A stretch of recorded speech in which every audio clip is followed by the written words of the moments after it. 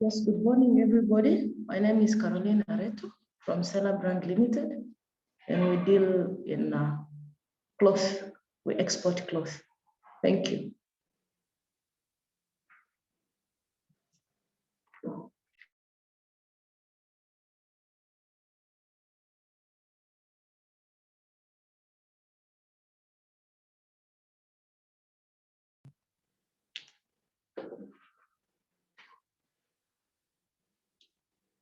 Good morning, everybody. My name is Caroline Areto from Seller Brand Limited, and we export clothes to Europe. Thank you.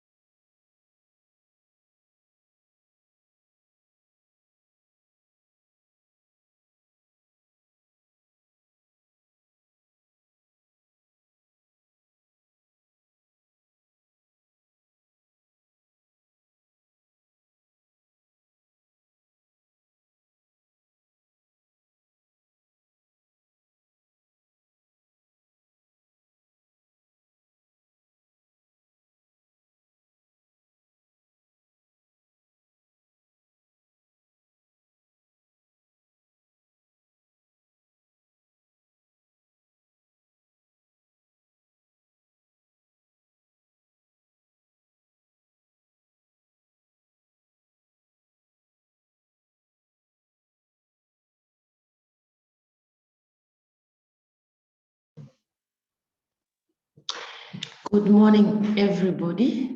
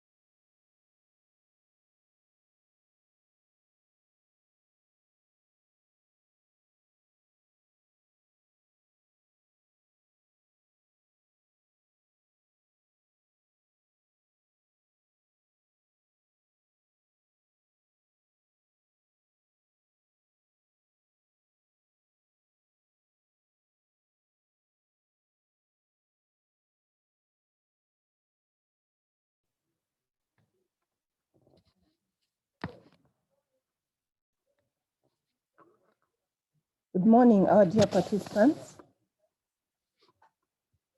Good morning. I hope you can all hear me. You are all welcome to our training today. We thank you so much for taking the time off your busy schedules participate in this virtual export readiness webinar. Today, our webinar is about strategy and planning for exports.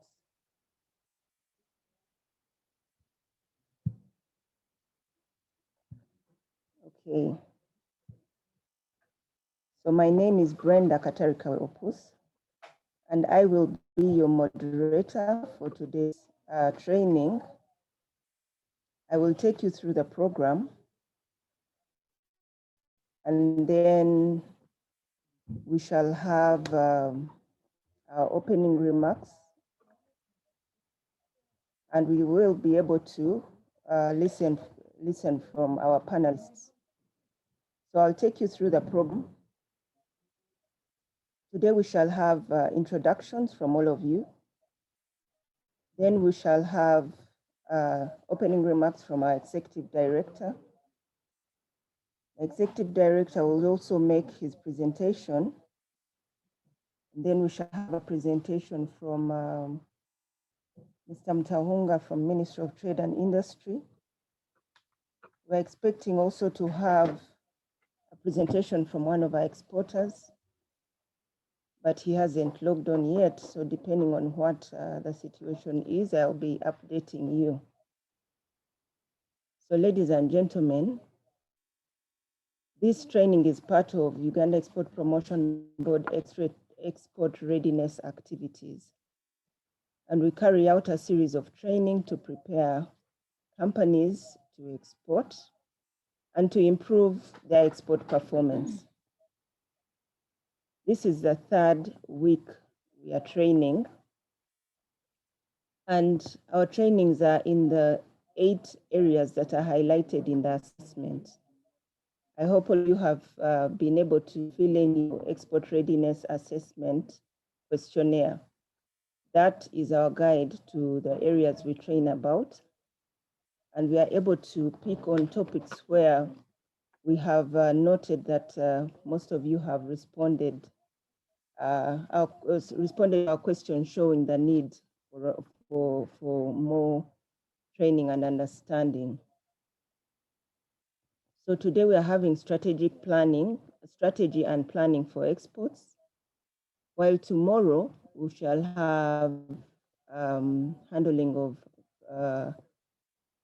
financing for exports.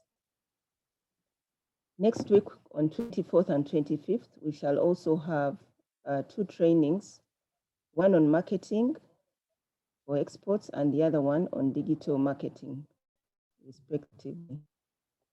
So we encourage that you continue to participate, because we believe that through these trainings, you're able to improve on your export business. So ladies and gentlemen, let's get into introductions. I'd like to just explain to you that for any questions, we request that you put it in the Q&A section. You should be able to see that right below your screens. There is a section Q&A. So for any questions, please put it in there. For any other information, like you want to tell us about your company, or you're asking anything else outside this particular training, please include it in the chat. So now we shall go into introductions, and I will be able to call out a name and ask you to introduce yourself. And as you get on to introduce yourself, please unmute yourself. If you can also unmute your camera so that we see you and say hello, that will be also fine. That's just a request from me. So ladies and gentlemen, let's start with introductions. And I will start with Caroline. Caroline, I know you had introduced yourself, but we hadn't yet started. So kindly introduce yourself, Caroline. Yes, good morning, everybody. My name is Caroline Areto from Mbale, and I work with Seller Brand Limited, and we export cloth to Europe. Thank you.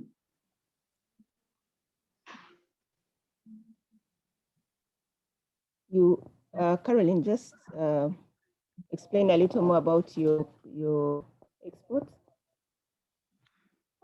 We export. You said you export cloth. Yes, we export cloth to Norway. You find that we import fabric from US, then also mix it up with the Ugandan or Kenyan and Tanzanian fabric. Then we make clothes. Then we ship it to Norway. Is this the African fabric? We do both African fabric and also fabric from the US.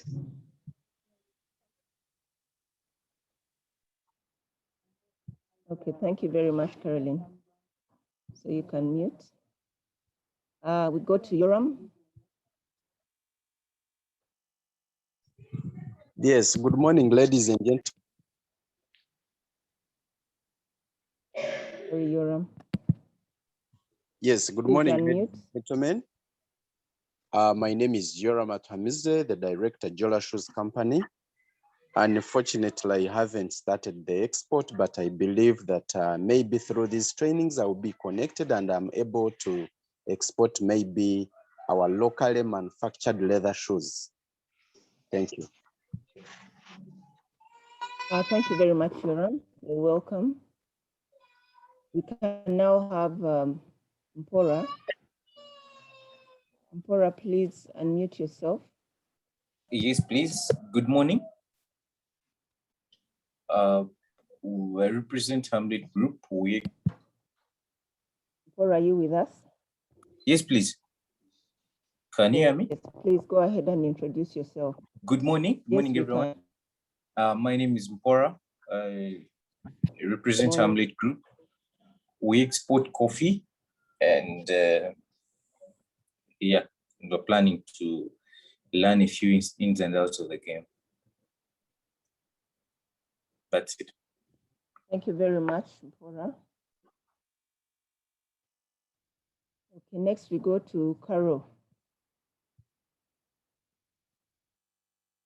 Carol Mumba, you can unmute yourself and introduce yourself, please.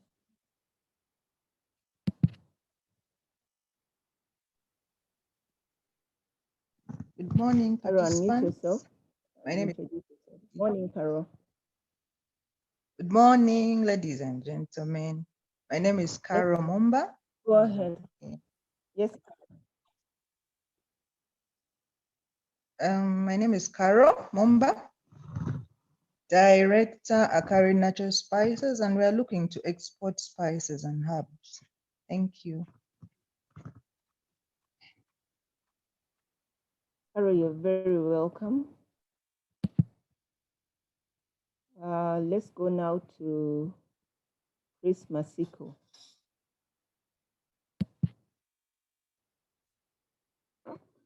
Chris Masiko, you can unmute and introduce yourself, please.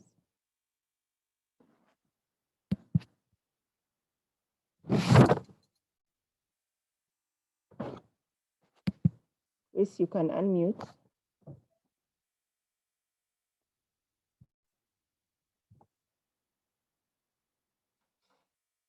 Okay, Chris says his mic is off. IT people are trying to sort it out. Okay, let's move to the next. We have David Bryan.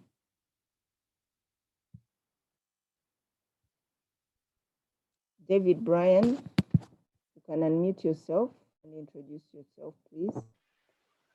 Hello, I don't know, can you hear me now? Yes, hello? we can. Yes, my name is David. Yes, Brian, we can hear you. My name is David, and I'm the CEO. Please go ahead and introduce yourself. We can hear you. Okay. My name is David, and I'm the CEO and founder of Bring of Fresh. I'm happy to be yes, David, part of this session. waiting to hear, what's. What do you export, or what are you planning to export? We are planning to export pineapples and avocados. David, what? Pineapples and avocados. Thank Yeah. you very much. You're welcome. Okay, thank you. Now we go next to Colin Jolie. Please unmute yourself, Colin. Unmute yourself and introduce yourself, please. Jolie, can you hear us?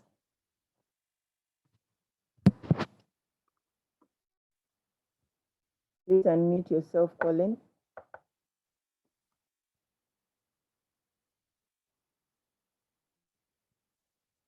Okay, let's go on to the next. We can't hear Jolie.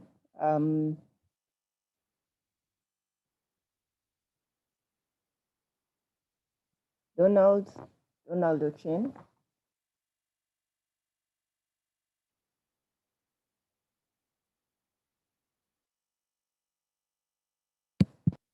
Donald Ochen, are you there?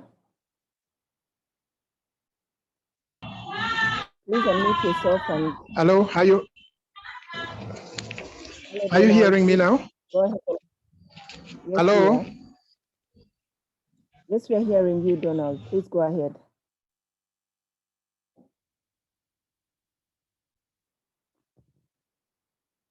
Donald, we can hear you. Please go ahead. Unmute yourself.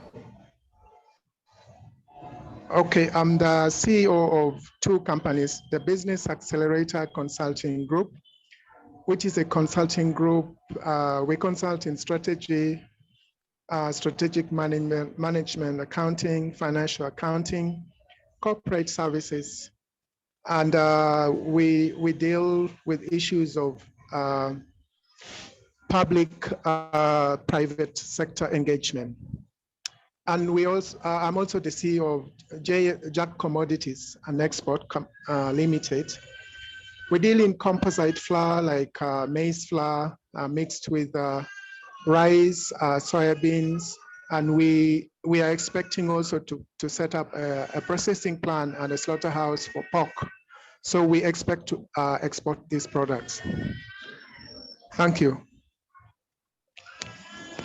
Thank you very much, Donald. Brian, I can see your hand up.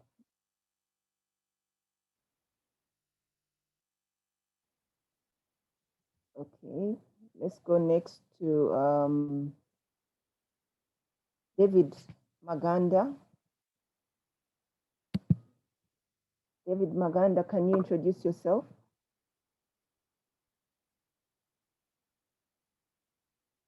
David, please unmute and introduce yourself.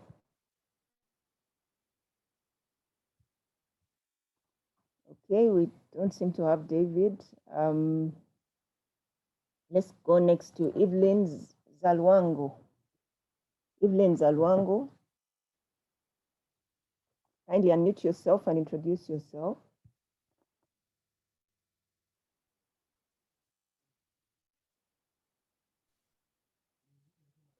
Hello, Evelyn, can you hear us?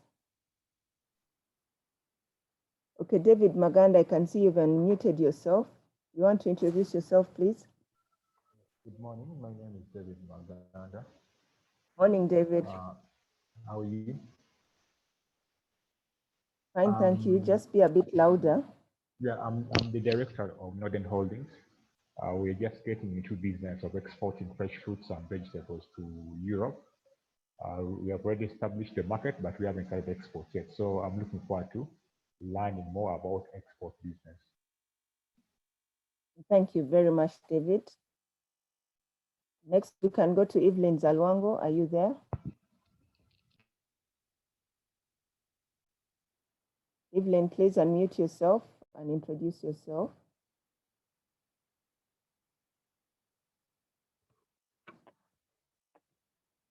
Evelyn, kindly go ahead and introduce yourself.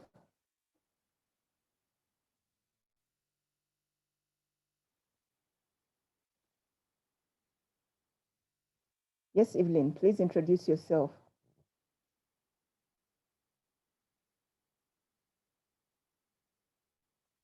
Okay, we don't seem to be picking Evelyn. Next, I'll go to Irene.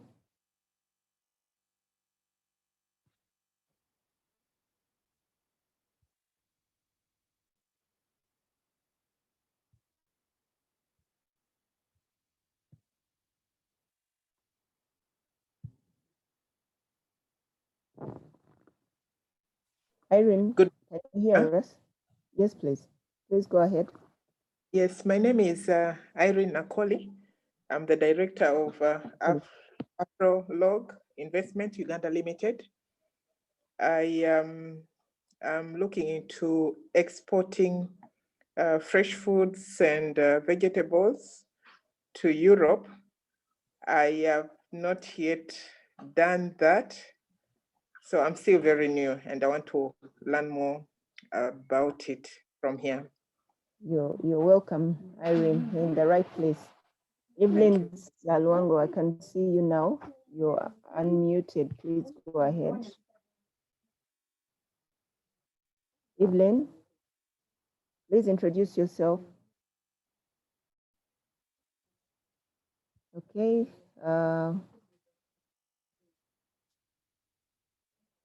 And I have Godfrey.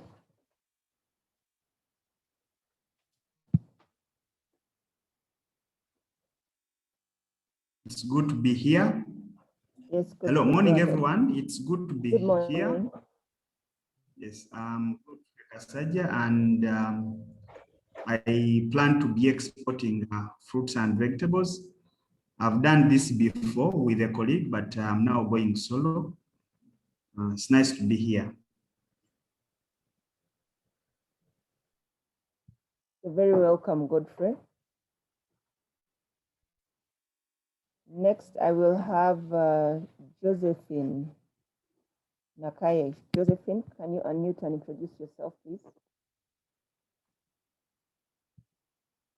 Josephine, kindly unmute. Hello, good morning, everyone. Good morning, Josephine. Good morning, everyone. Good morning, we can hear you. Go ahead, please. I'm from Nakaseed Group Limited, and we are planning to export fruits. Well, we are planning to export to Europe, but we haven't started yet. Yeah. Thank you very much, Josephine. You're welcome. Next, I will ask Job. Job, kindly unmute yourself. Gilbert Job. Yes, please. Yes, please unmute yourself and introduce yourself. Yeah, my name is Arondoga Job. Philbert, I work with Multi-Cargo Freight Forwarders as an operations manager. And I'm delighted to be on the meeting. Thank you. Thank you very much, Job. You're very welcome. Joshua Baguma, are you there? Yes, I'm there. Yes, please introduce yourself. Can you hear me? Yes, we can.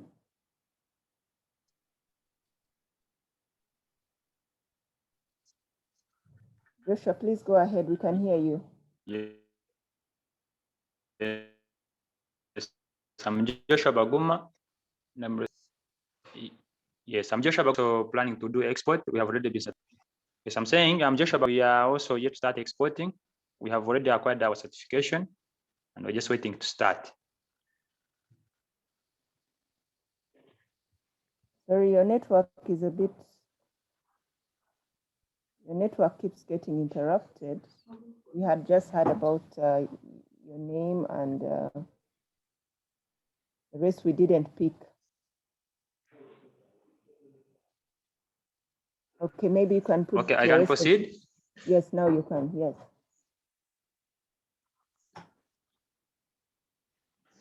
Okay.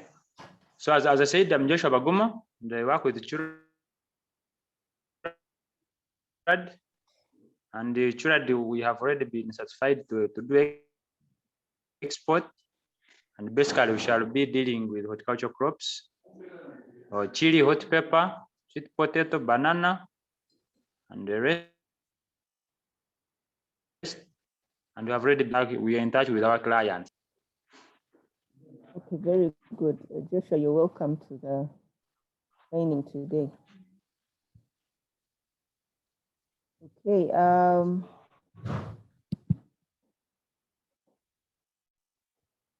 now I'll ask Kalpish. Is it Kalpish? Rathood.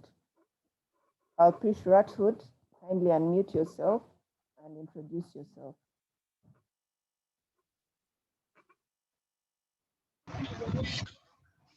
Hello. Can you hear me? Go ahead. Hello. Hello, go ahead, please. Yes, good morning. My name is Kalpesh. I'm an export manager from Farm Industries for East and West Africa. So you have a bit of interruption in your background. We can't hear you clearly. Your background is a bit noisy. Now, can you hear me? Yes, we can. In Farm Industries for East and West Africa, we are dealing with edible oils, detergents, plastics, animal feeds.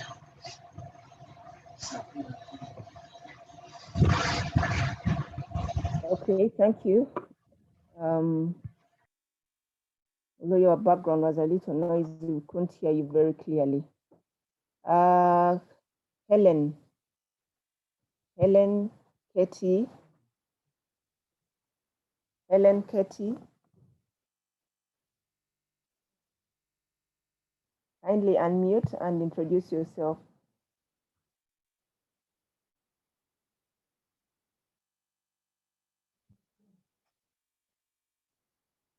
Helen, can you hear us?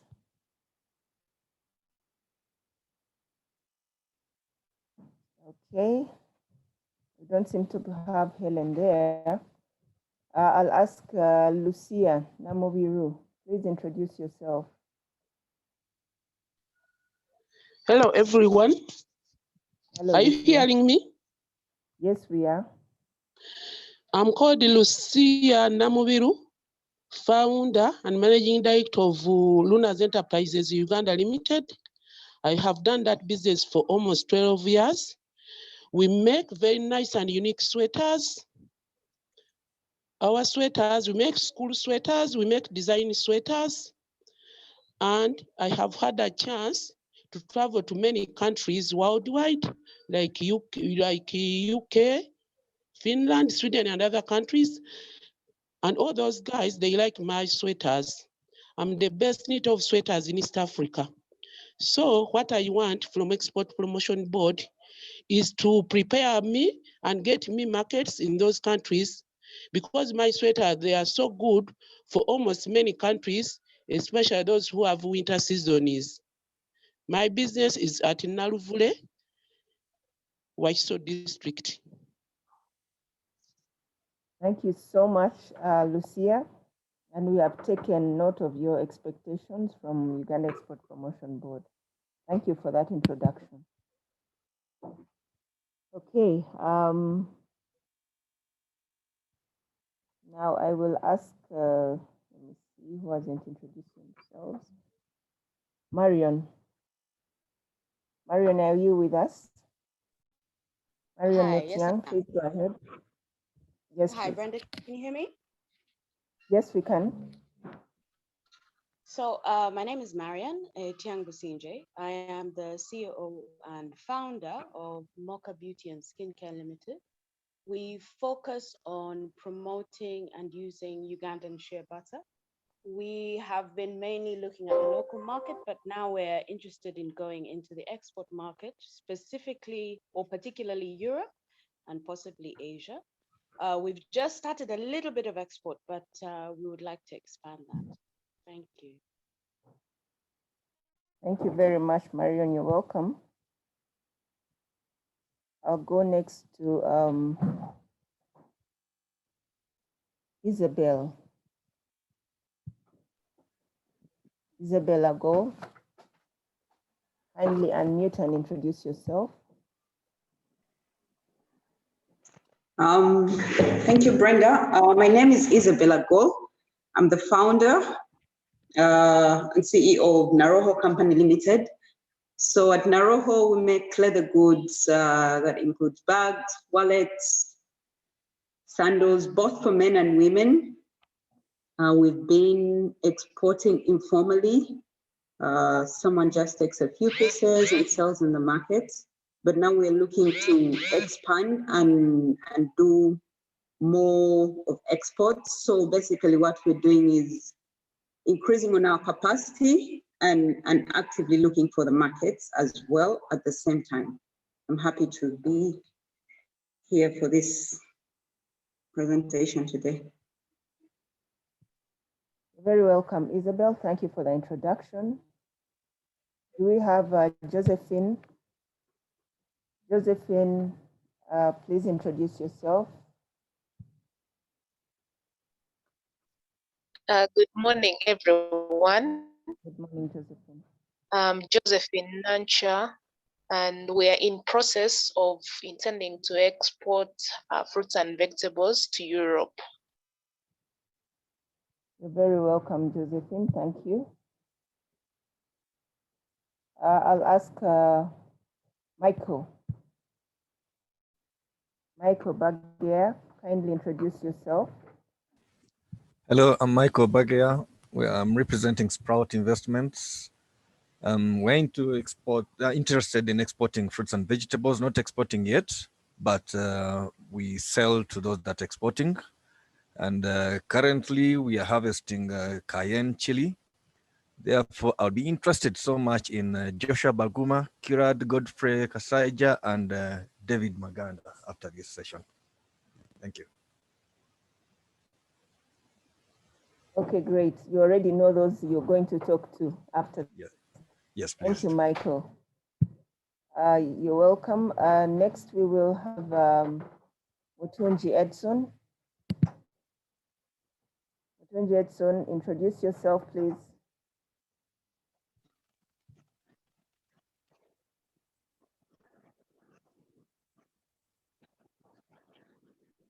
Mutunji, are you with us? Kindly introduce yourself.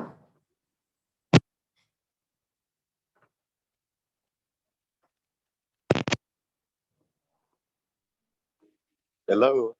Yes, Mutunji, please go ahead. Hello. Hello, we can hear you. Brenda, do you get me? Hey, I greet you all in the mighty name of our Lord Jesus Christ. I'm Mutunji Edson. I'm the CEO and director of both Forever Love Group. We are to export vegetables and fruits. Possibly we are to start in that is in March last year, but COVID really came in, so we are really in process to do it again as well. And Zola Group of Zola Arts Company. Brenda. Hello. Yes. You got me we right? can hear you. Thank you very much. Yes, we did. Thank you. Hello? Thank you very much, Edson. Thank you, Edson. We had the introduction. You're very welcome. Okay, next we can go to Juliet.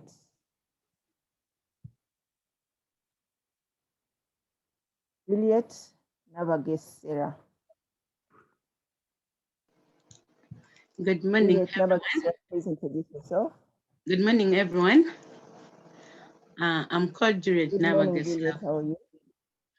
I'm called Juliet Navagesera from Churad. I'm working as a pack house manager. We're going to be exporting fresh fruits and vegetables. And right now, the pack house is available for all the users, more especially those who are dealing in fresh fruits and vegetables. Thank you. Thank you very much, Churad. We seem to have a number of you on board. Thank you. Next, we have Emmanuel.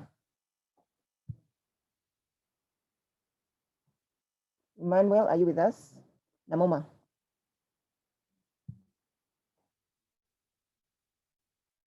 Emmanuel, kindly unmute and introduce yourself. Oh, Brenda.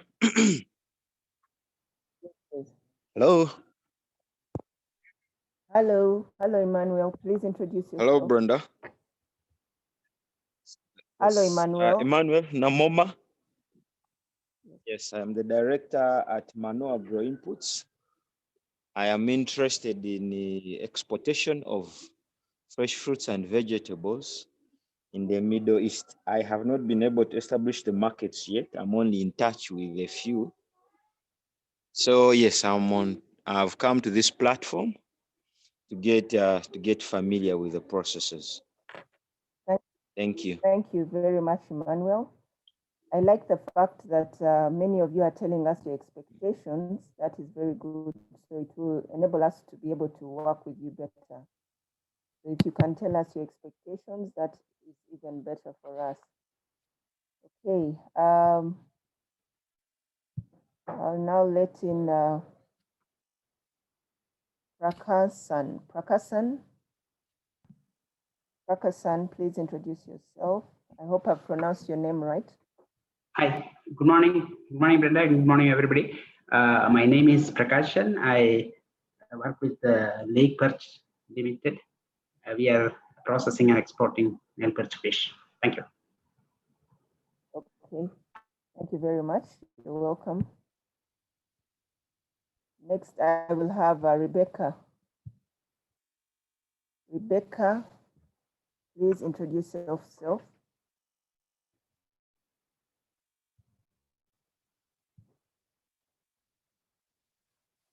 You can unmute and introduce yourself, Rebecca.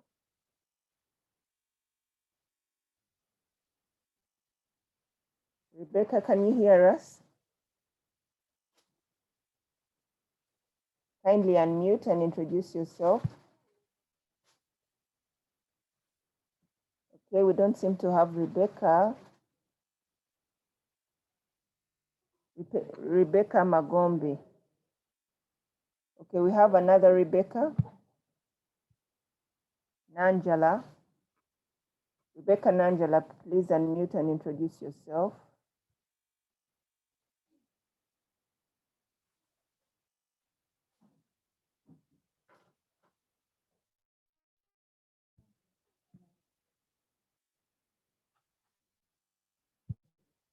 Angela, try to unmute from your end. Okay, hello, go ahead, please. Hello? Yes, we can. Yes, I'm Rebecca. Can hear you. You can hear me right now? My name is Rebecca Nanjala. I'm the CEO of Elgon Spices Company Limited. We do a number of products right now. We process wine from bananas and the pineapples and other healthy drinks, but we intend to start exportation of dried fruits like pineapples and mangoes and the rest of that. Thank you. Thank you very much, Rebecca. You're welcome. And now I Roger. Roger, are you with us? Kindly unmute and introduce yourself.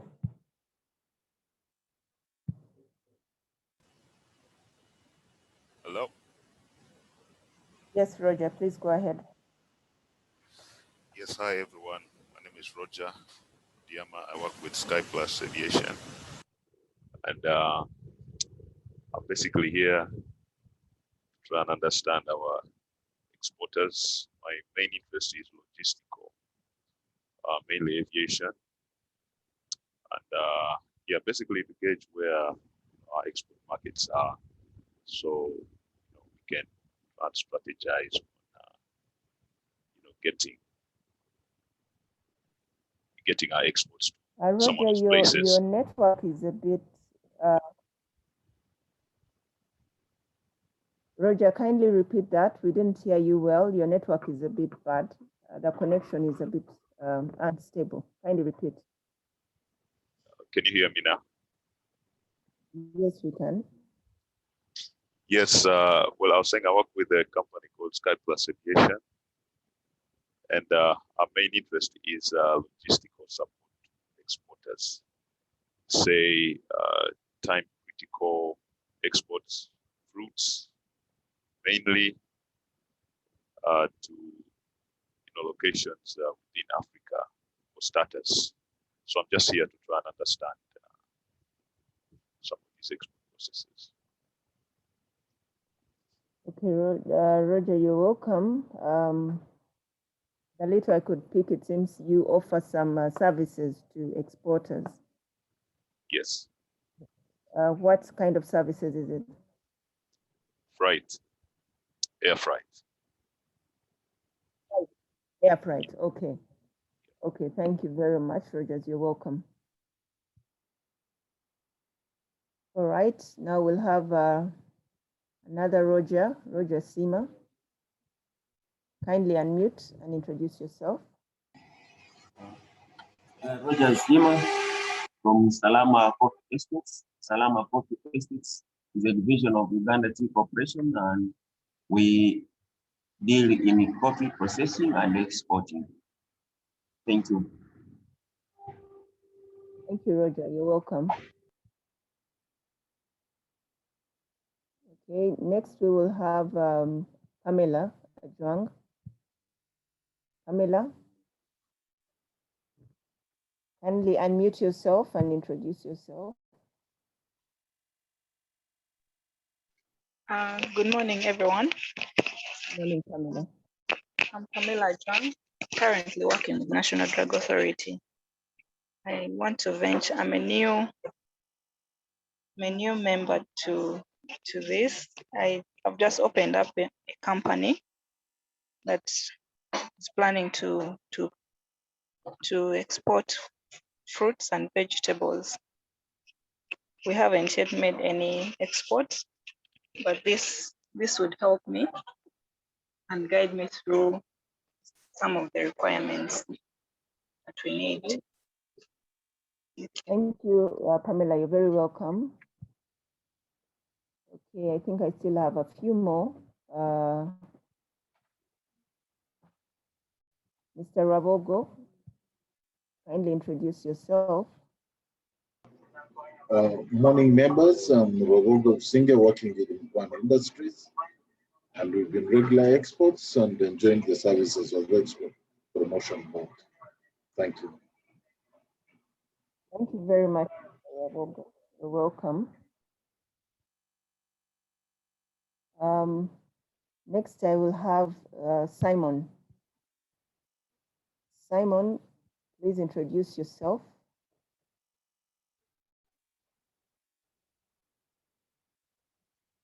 Simon Tolit, kindly unmute and introduce yourself.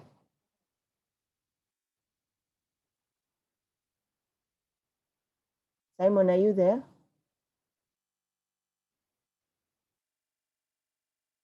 Okay, we don't seem to have Simon.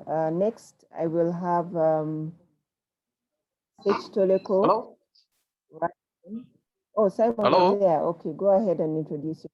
Yes, my name is Simon. We can hear Simon you. Tolita Kecha from Gulu. I'm a managing director of Mewa Agro Produce and Processing. We intend to export simsim and soya bean. We tried last year, but because of the corona, we could not export the quantity. But I hope this year we shall do a better job. Thank you. Thank you very much, Simon. You're welcome. Sech Toleko Radson, please go ahead and introduce yourself.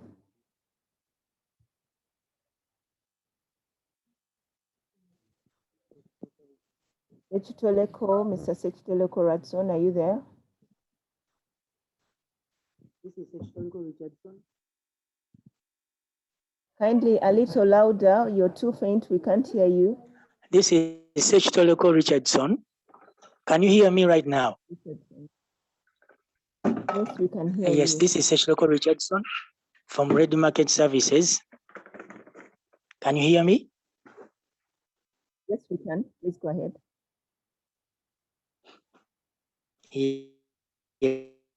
Yes, Sechitoloko Richardson from Ready Market Services.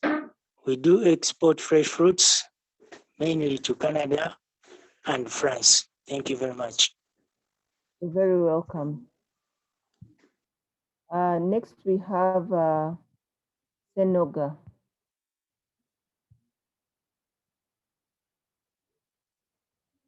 Senoga Arias, please unmute yourself.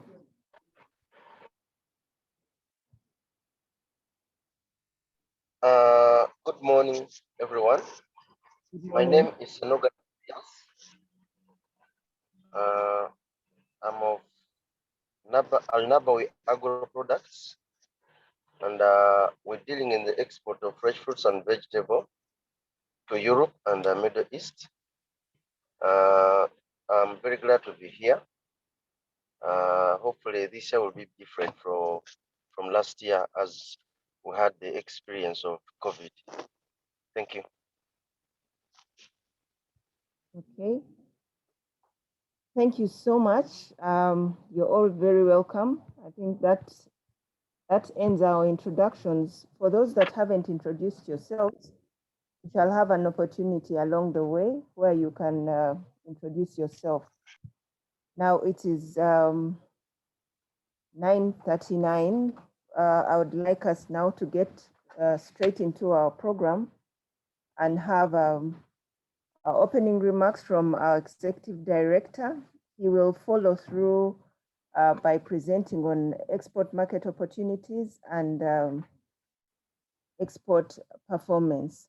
So ladies and gentlemen, after him, we shall have a presentation from Mr. Emmanuel Mutahunga from the Ministry of Trade, Industry and Cooperatives, and he will guide us through how to benefit from bilateral and multilateral agreements negotiated by government.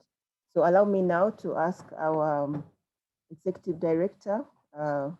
Eli Twineo. You're very welcome for the opening remarks and your presentation. Morning, ladies and gentlemen. You are all welcome to today's meeting, today's event, today's capacity building. The export market is important, and I've always told people many times that the best way to get foreign exchange is not beg for it. I emphasize the best way to get foreign exchange is not to beg for it, is to earn it. And the cheapest way to earn foreign exchange again, to bring a foreign exchange to this country, is by exporting. Exporting goods, exporting services. I am so happy that the government, meaning we are just agents of the government. We are just an agency of the government and our Ministry of Trade, Industry and Cooperatives.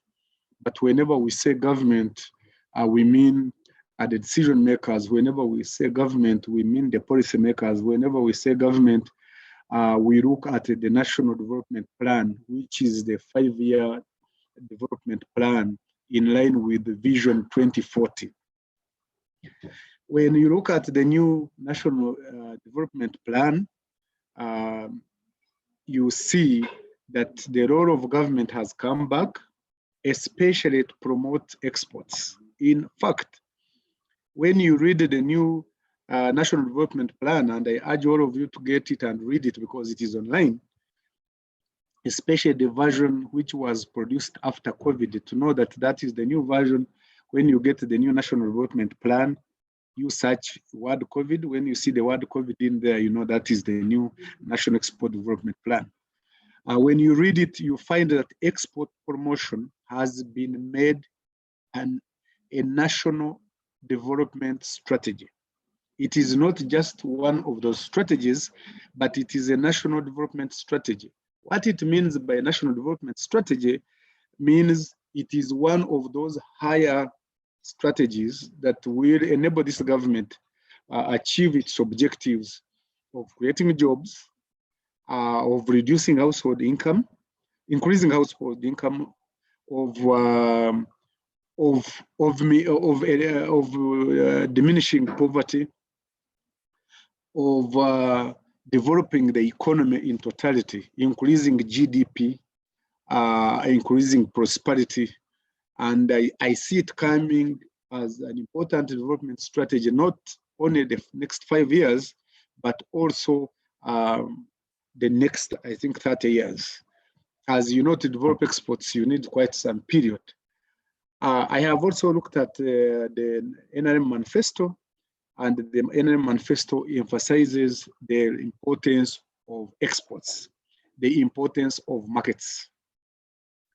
I have also heard that during the process of rationalizing government agencies, one of the important aspects has been the issue of investment and markets, because we, and I saw again the president on Sunday on TV, actually even dividing the markets into 3 parts: the domestic market, the regional markets, and that is ESC, COMESA, African Continental Free Trade Area, and the markets are beyond Africa.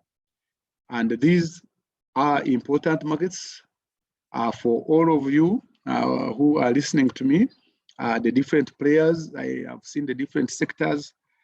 I need to get a call from you. We need to design the next, concretize the next strategic plan, because when we are making the previous one, we talked and I remember your advice.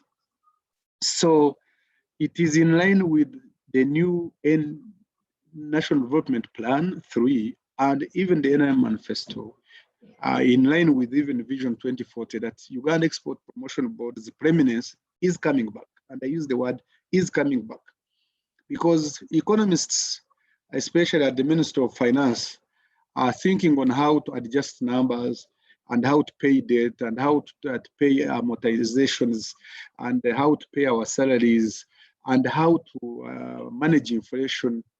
But we have paid, as government, we have paid less emphasis to the role of government in marketing of its products.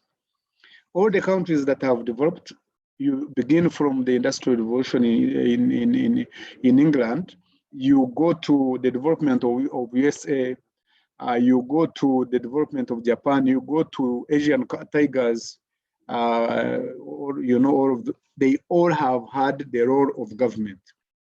But the World Bank misadvised us, but IMF misadvised us. And they said, you know, see, poor countries, you cannot afford to have the role of the state. I am so happy that our government and the National Development Plan has recognized the important role of the state. And Uganda Export Promotion Board, inshallah, hopefully, that we can be supported more to make sure we do market studies, we do market research, we find markets, we conduct exhibitions, we do buyer-seller meetings, we handhold you, we advise you, and we take you to the markets and we get. And then when you make money, everyone is very happy, because then you have brought in a foreign exchange. Ladies and gentlemen, again, it will be important that we will be looking for the next 5 years at exports under different sectors. With manufacturing, we will go even down to the sub-sectors. We have also agro-processing being emphasized. And when you look at NDP 3, you have what we call manufacturing as a program, private sector development as a program, and agri-industrialization. But also we have agriculture as agriculture, but also we have minerals and we have services. So, ladies and gentlemen, this is a part of the series that we have been undertaking, that even with COVID, we can still do a lot of building capacity. What I've liked with the Zoom meetings, they have attracted more people in the comfort of their homes, in the comfort of their offices, And it has also helped us because then we don't have to get lunch for this and water. You can take water in your rooms. Ladies and gentlemen, let me take this opportunity to welcome you to yet another important activity, event, seminar, workshop, depending where you come from, officially for today. And as Brenda has given me another opportunity, let me move to another activity of presenting a paper on realizing export market opportunities by and looking at export performance.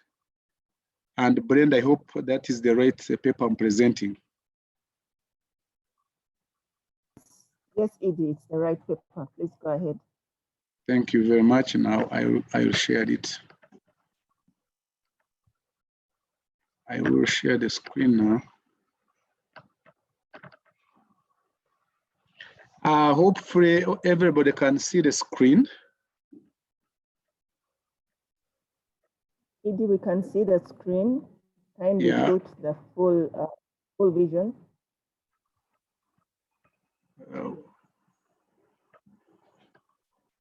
A full view.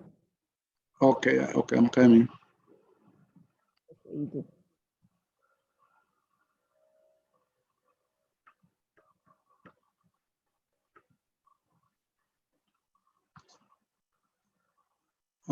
Yeah, it is coming. I think network is a problem or something.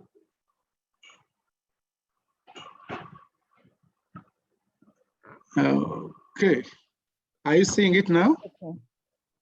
Can you see me? Yes, we are, Edie. Okay. Yes, we can. So, ladies and gentlemen, it is my pleasure to present to you a paper on export market opportunities and export performance. Export performance is important for the country. Export performance, normally the country we talk of trade performance. We normally talk more about export performance when we talk about companies, what we call farm level performance. But it is important that we look at both the country and farm level performance. For you to be able to perform in the international market, you must have had some opportunities. You must have got marketing opportunities. And for you to get those marketing opportunities, you have to look for them. And in other papers, we'll be talking about the export marketing research and marketing intelligence and other methods that you use to ensure that you get opportunities for you to penetrate markets. Some of the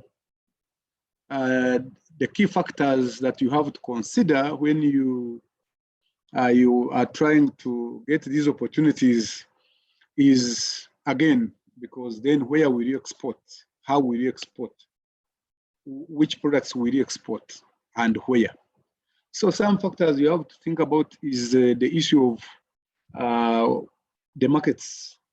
Are these markets closer to your country? What is the distance? What is the cost?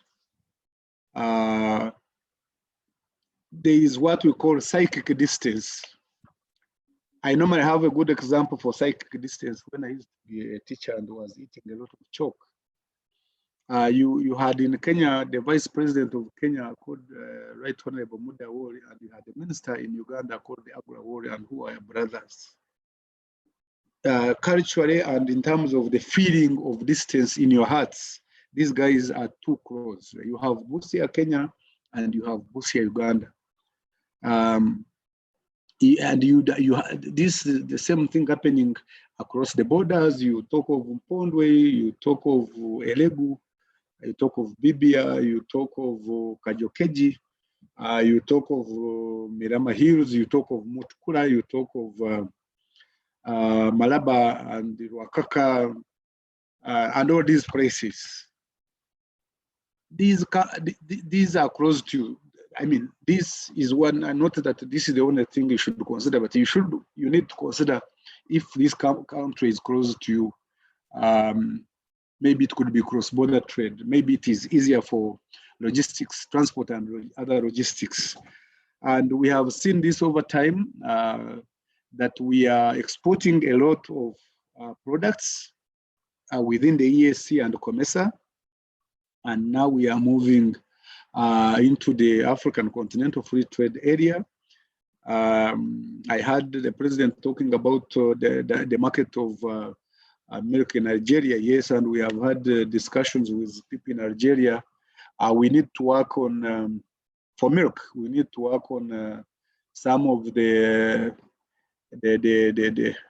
people involved in the value chain of dairy and livestock, the cattle corridor people, addressing the foot and mouth disease and traceability.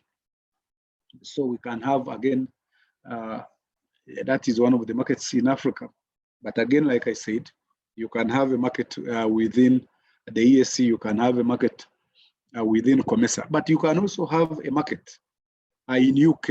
And some of the factors, again, you consider will be culture, because like with the British, we have a cultural history dating all the way to colonization and other things. That's why we're speaking in English. That's why the language of instruction is English. That's why the official language of Uganda is English. So again, that can be a connecting factor of identifying opportunities. But also you have to consider the issues of taxes. What are the taxes? What are the applicable taxes? Some countries charge higher taxes and you may not be profitable. But also we have to consider the issue of non-tariff barriers, non-tax barriers.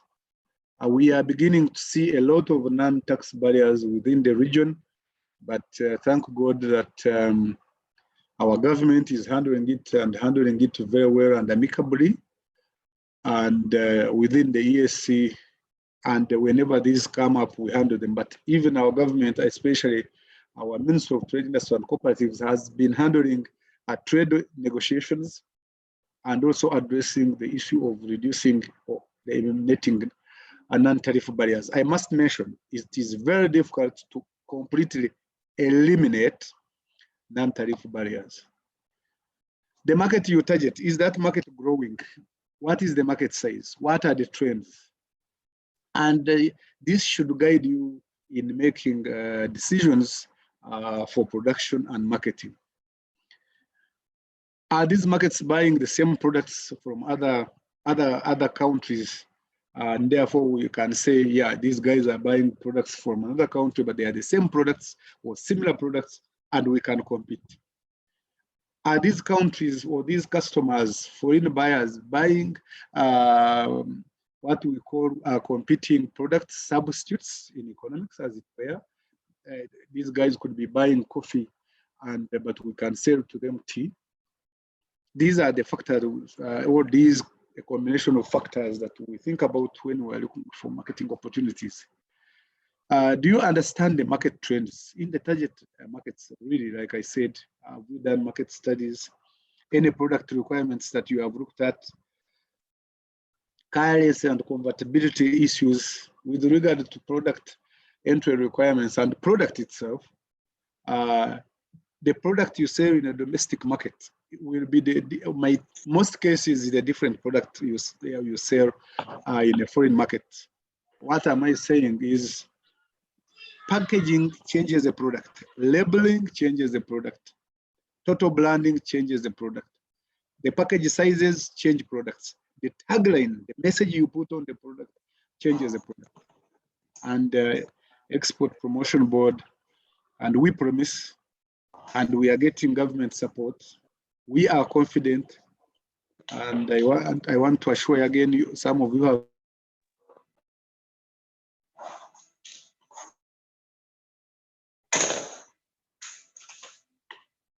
been asking us on the issues of rationalization and mergers, to tell you that we are still going to be around because the government of Uganda has realized that once you have invested, again,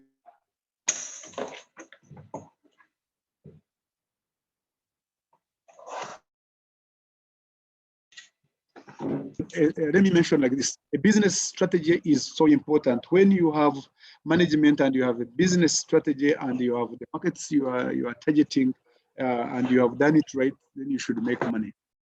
For you to do so, you have to consider some strategic issues, the issue of people, the issue of products, the issue of price, the issue of infrastructure, and I mean infrastructure at your company level. The issue of communications, the issue of promotions, the issue of overall marketing as it were, the issue of finance, among other factors. And we are going to look at them. This is a summary. But also you have to look at the the entire environment. And when we are in marketing, international business, when we talk of the environment, we divide it into two parts. There is the internal environment and there is the external environment. Within internal environment, you are looking at farm characteristics. Your farm size, you have to gauge your size and see how you come in. You have farm age, you have other aspects, including the industry in which you are competing. With regard to the external environment, you are also looking at domestic market characteristics. You are looking at the neighboring environment. You are looking at the legal regime. You are looking at political factors. But also in external environment, you look at also export market characteristics. Some of the factors we have looked at: cultural similarity, channel accessibility, political issues, and other factors. If you are going to be successful and get into the market, and we'll talk about export performance later, because you need a strategy to take advantage of the opportunities that exist. Then we look at what we call the P's in marketing, but now we say 7 P's of service marketing. And what I mean by service marketing, in this case, we include the 4 P's and the 7 P's. The 4 P's used to be only for products, but when you are going into international marketing, we actually consider the 7 P's, whether it is for the services, whether it is for the products. One of the factors we look at is, what is your price? No, let's begin with your product. What is your product? Then what is your product or your price? Then how do you intend, how do you intend to distribute it? Do you want to hire, do you want to have, if you are selling products, say in Tanzania, do you want to open up a distribution center, or do you want to hire another company to do it for you, an agent? Do you want to do you want to reach wholesalers or retailers? How do you want to do it? When we talk of pricing marketing, we mean distribution, including physical distribution, but also promotion. And what processes are you going to go through for you to make sure you reach your market? And when you add in services, because we are also exporting services, what is the evidence that you have the right product, your presence, the branding, the physical presence, but also people. People matter as customers, people matter as employees, but your social interaction, your relationships with your distributors and suppliers, your relationships with your internal customers who are your staff, your relationship with customs and clearing people, your relationship with the revenue authorities, your relationships with airlines, your relationships with everybody would be important. So having seen that you need a very good business strategy, and within that business strategy, you need a good marketing strategy, and within that marketing strategy, you need a good export marketing strategy. And most cases, if you are big like Ruagogo and Mukwano industries, you could have a whole division or department for exports. So again, so what determines export performance? What are the factors that will influence your export performance, and what would be the measures? What determines export performance are some of the factors that I've looked at, we have already looked at, which some of them are internal. What are management perceptions? Do management see that exporting is important for them? Does management see the importance of exporting? Does management think it is important to look for markets and including looking for markets abroad? Do managers have international experience? Do they have an international orientation? Do they have an export motivation? Are they proactive? And many factors under management, but also organizational capacities. Your technology and quality of products is important. Because like I said, you could be selling your products in the domestic market and they are buying them. But when you cross borders, a few things will change. And again, we look at the export strategy and how you are looking at it and how you are going to control risk and how you are going to expand. But also, again, go back to, like I said, the marketing mix. What is your product strategy? What is your price strategy? Your promotion strategy, your distribution strategy. There are other factors, and I said customer relationships, supply chain relationships, buyer relationships, including whether you can sell to them on credit and you rely and you think they will pay. And again, we already talked about farm characteristics, which will include even the farm's readiness and orientation and preparedness. But also if you have experts and knowledge. But also we have external determinants, and we already looked at it in introduction. What are the conditions in the market with regard to legal and political factors, with regard to cultural factors, with regard to the degree of competitiveness? In some countries, it could be so cutthroat that you have to be so careful. There are issues of environmental issues, and these days, there's a time I was looking at airlines. It is still being required. When I even traveled, they show me how many miles I have and how much carbon I have emitted as if I was gassing on the plane. So these factors, there has been an argument that you see our flowers and the fruits and vegetables to live here and go to UK and other European countries. What is the cost to the environment? So you have to consider all these factors, of course, including channel accessibility and customers and how to access them. But also external to the company is also the domestic market characteristics, and we talked about them. Do you have export assistance? What are the domestic conditions that prepare you to enter the international market?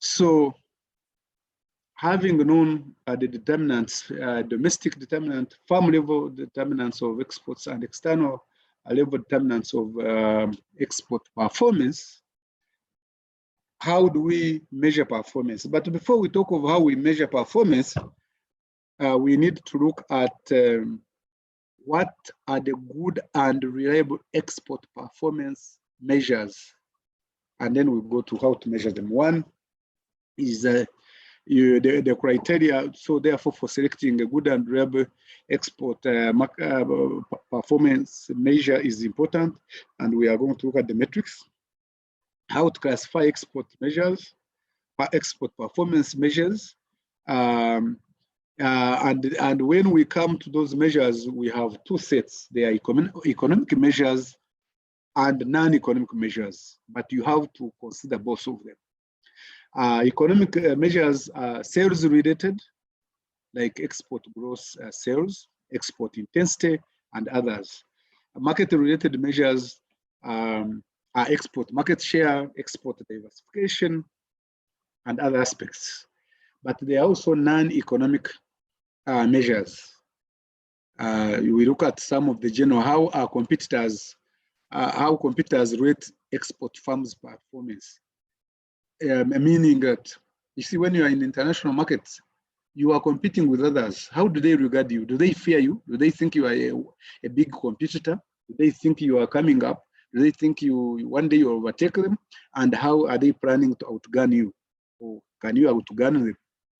But there are other factors. We may call them miscellaneous, but doesn't mean that they are miscellaneous. Overall, the issues of building awareness and image overseas, the issue of expertise and technology, you have to consider these factors. I'll put them in detail at the back, but I will not cover that. When you get your presentations, you can look at them. But again,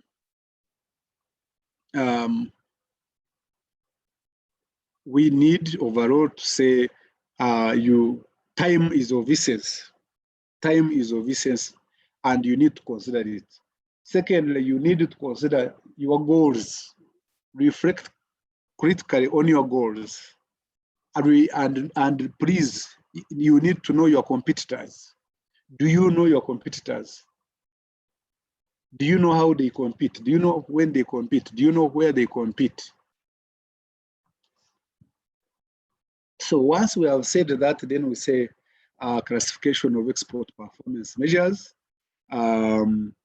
different assessments. I don't want to go into this. I have already talked about this. And I have already told you this, that we have economic measures of export performance and non-economic measures of export performance. And I have given you some of those aspects at the beginning. The detail and a lot of detail that I bothered to look at is on your screen, but it will be distributed and you can look at it. Let me end by telling you again, which I said in the introduction, about Uganda Export Promotion Board and efforts to promote. These are not only service exports, to promote exports or exports. Uganda Export Promotions Board efforts to promote exports, service exports, commodities exports. That for the last few years, with the little support we get from our government, we have been able to undertake export readiness assessments. Some of you have been assessed, some of you have been visited. The purpose is to know somebody who is ready, a company or an individual who is ready to export, and we see what requirements, additional requirements that they need so that they can go into the export market. In addition to saying that we should now be able to handhold you and you can export once you have had 3 orders, then we can live in the market, but to require that every quarter you update us of your export performance. Training and capacity building, which we are doing now and which we'll continue doing, part of it will be tailored to the needs of export readiness assessment. Once we have assessed companies who obviously are at different levels of readiness, we will come in to support them at those different layers. But also we shall have other specialized capacity building and training activities that are important for us, but for the nation and for all of you, and other people are doing it and want to do it. Over the last 2 years or so now, we have begun what we call direct buyer-seller market linkages. We have taken, for fruits and vegetables, for example, we have taken buyers to different places in the north. We have had linkages with the companies like Olam and producers of Simsim In the center, we have been in Butambala, we have been in Mitiana, linking fruits and vegetable buyers with direct exporters.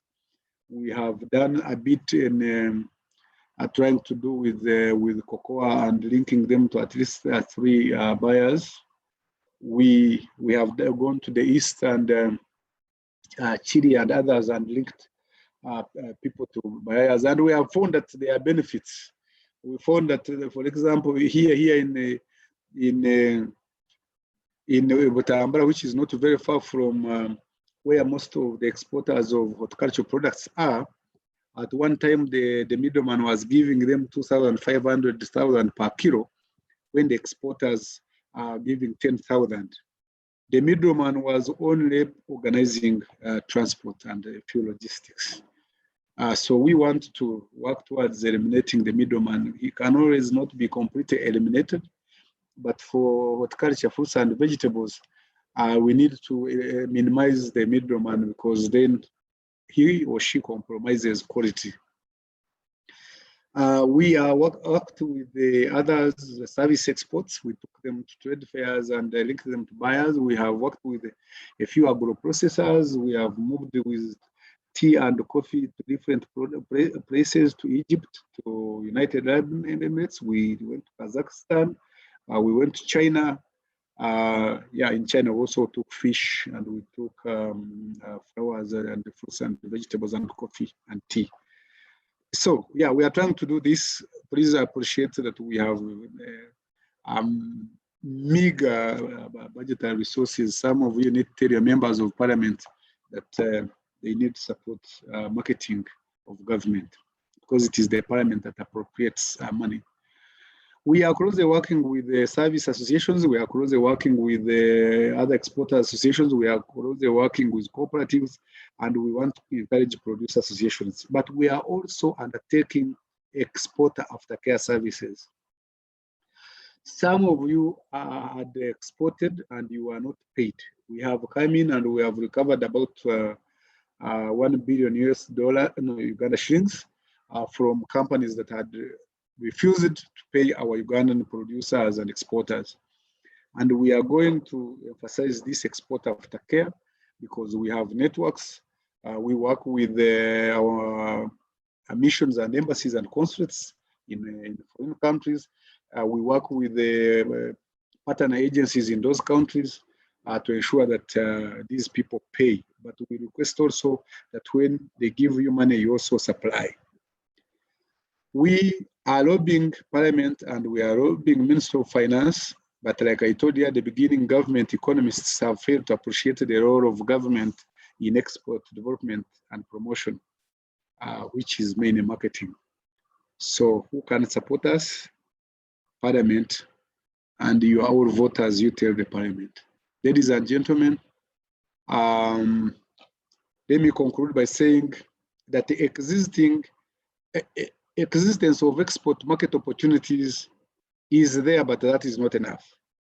Companies have to penetrate these markets with competitive products and service offerings. Exporting requires persistence. Markets are changing every day, and you have to always be updated. Market intelligence is important for everybody, and market intelligence is the day-to-day information, data and information that you gather every time. Small bits of information. Some of it you gather it from your competitors salespeople. Some of it you gather it from competitors. Some of it you gather it from government agencies. Some of it you gather it from trade associations.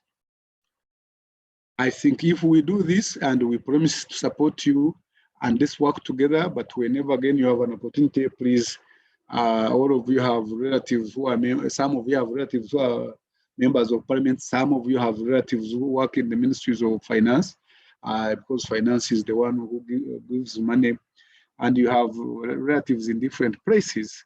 Please tell them that if Uganda has to get out of poverty, they need to market. And the role of the state is paramount. Why? Because most of our companies are SMEs. Ladies and gentlemen, thank you very much for listening to me. I will now switch off my microphone. Thank you so much, Edie, for your presentation. We fully appreciate. And I think our participants have learned a lot from what you have explained. And I'm sure many of them will want your presentation to pick on the details that you shared. Edie, our next presenter is supposed to come in towards 11. So you handled your time very well. Now I'm going to request that as we wait for our next presenter to log in, you kindly handle questions. I don't know if that is okay with you. There are a few questions that have come through in the Q&A section. If it's okay with you, we could handle those questions as we wait for our next presenter to log in.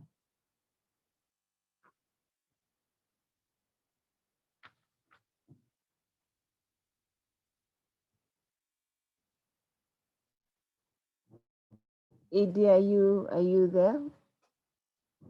I am here and waiting. Oh, okay. Thank you very much. One of the questions is saying that one of the biggest challenges hindering growth of export in Uganda is the cost of financing. What could be the role of Exim Bank in this? You want me to answer this one only, or you want to have first a few questions and then I can answer them at the same time? Okay, let me read the second one. The second one says, on the issue of aftercare services, is it offered selectively? I logged my complaints a number of times, but up to now, I have not got feedback. This is from Monica Mbabazi.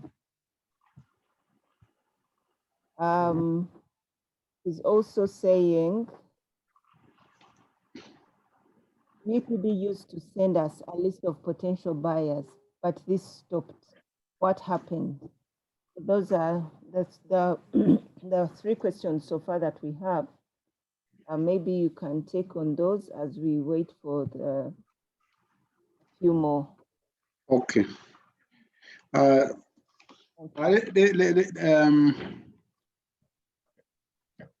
Let me begin with Monica. Please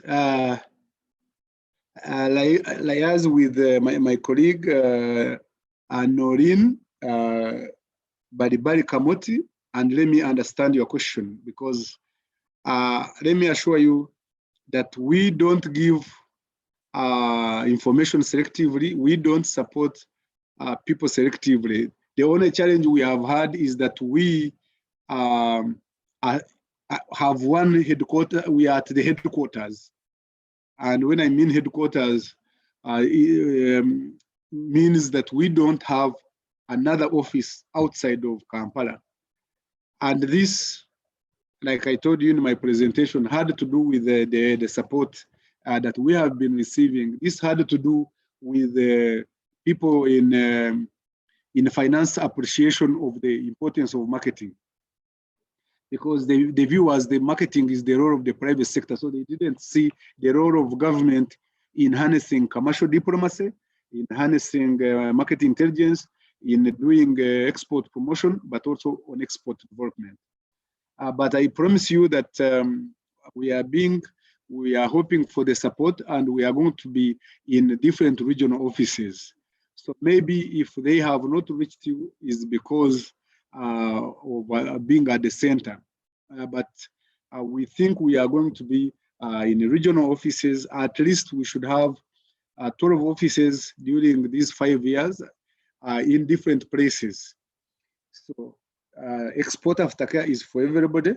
And after this presentation, I'll consult with Noreen to see whether you have been reached. We don't discriminate, and that one will not happen, especially when I'm leader of this organization, because then we are paid salaries by government, and no one will be giving information discriminatively. And if anyone ever did it, please reach me because you can even use information at ugandaexports.go.ug. Information at ugandaexports.go.ug comes to me. The second question, the second issue I want to look at is the issue of you used to send us a list of potentials, the list of possible opportunities. We are still doing that, and again, I will check with our trade information department to see. I know during COVID there was interruption because at one time during COVID I was the only person in office. I was I opened the door for myself. I cleaned the office myself. I did everything, and because again everybody had been told to stay home.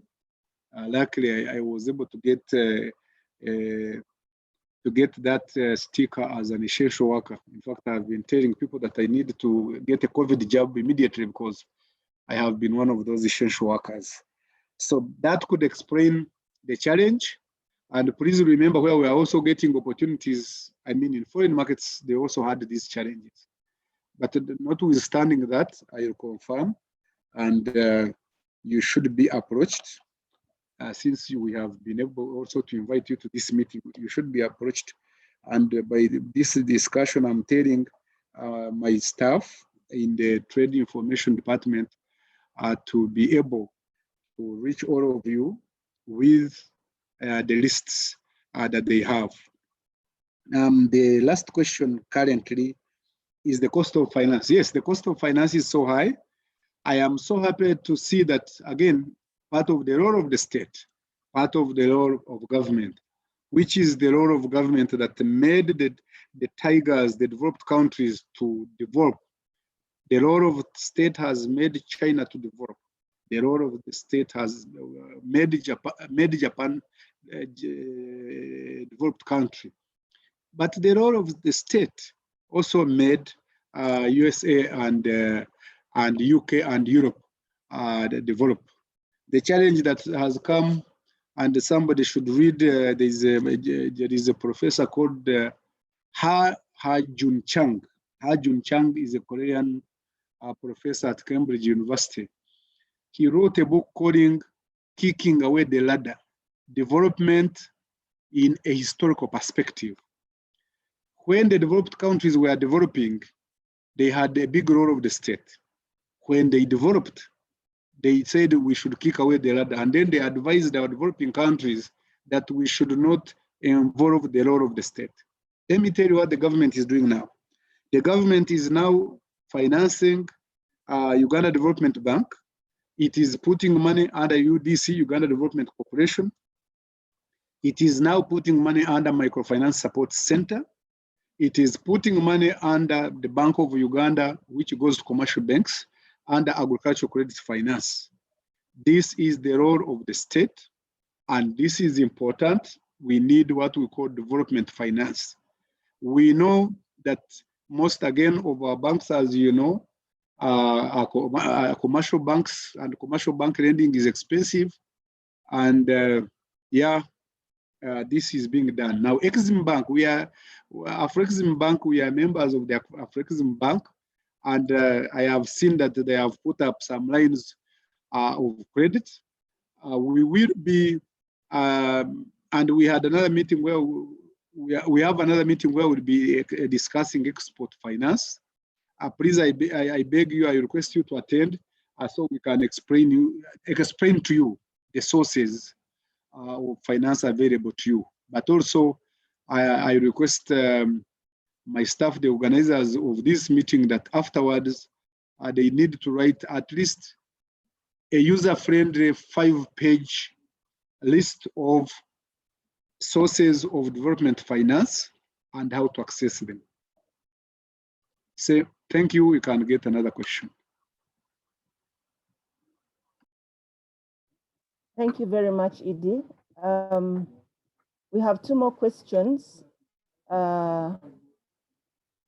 Now, one of them is an anonymous attendee, And I would like to request that we have the details of whoever submits questions, because we invite, these invitations are specific to different attendees. So kindly, I don't expect someone to come in as anonymous. The question also says, can we shame government into action via social media platforms? Then the other question from Isabel, a goal says, there seems to be a focus on promotion of mainly agricultural produce, which is being done to promote, or what is being done to promote non-agricultural products? How do assessments of potential exporters, how do assessment of potential exporters done as I registered, but I have never been, as maybe this is assessed for the hand-holding support. Edie, I don't know if you've picked questions. Okay.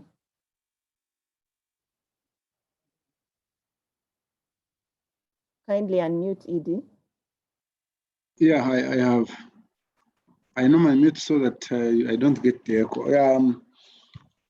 I will answer all the questions, including the anonymous one. Okay, thank you very much. I will start with the anonymous one. As of saying that can we shame government via social media platforms? Let me tell you what development is.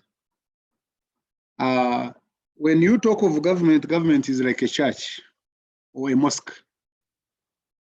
Everybody is a member of that church. Everybody is a member of that mosque, that mosque. So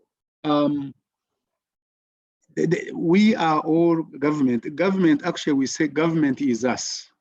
Actually, what you should be saying is say, can we approach in your different ways, which I requested you already. You have members of parliament from your constituencies, or some of them are your relations. You have cabinet members, who majority are members of parliament, but also you have the technical cabinet members who come in. But also you have the most important ministry is the Ministry of Finance, Planning and Economic Development, which is also the Treasury. So you have all these stakeholders, but then you have also other ministries that are important. I can tell you for one that our Ministry of Trade has done everything they have. I can tell you that our Minister of Trade, Industry and Cooperatives, and especially our Minister, Honorable Media Chamber, they have done work. Working together, they prepared a national export development strategy, NEDS. Working together, they have been involved in several trade negotiations. And we have a lot of preferential market access thanks to their efforts, of course, working with others, with the Minister of Foreign Affairs, with Finance, and the Head of State. So our ministry has every time presented budget framework papers and ministerial policy statements. I think it was the orientation of, and which was brought by IMF and World Bank, saying that, you know, what is the role of government? The private sector can do everything. The private sector should get involved in looking for markets. But you know that even in those developed countries of Europe and North America and other places, the government supports marketing. If you check in their countries and their websites, they have a department responsible for marketing of exports. And some of them actually fund them to more than $22 million annually, even more. So what we are saying now, it is reawakening. And like I've told you, already the government has already done the right thing. The NDP 3 has brought back the role of the state at the center stage. The NDP has brought in the importance the role of Export Promotion Board and National Bureau of Standards in helping to obtain markets with quality products.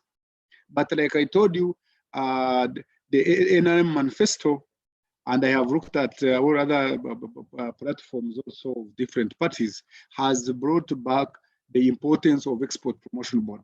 Again, in both the NDP 3 and in the NM manifesto, Uganda Export Promotion Board is they are saying we should strengthen and support it.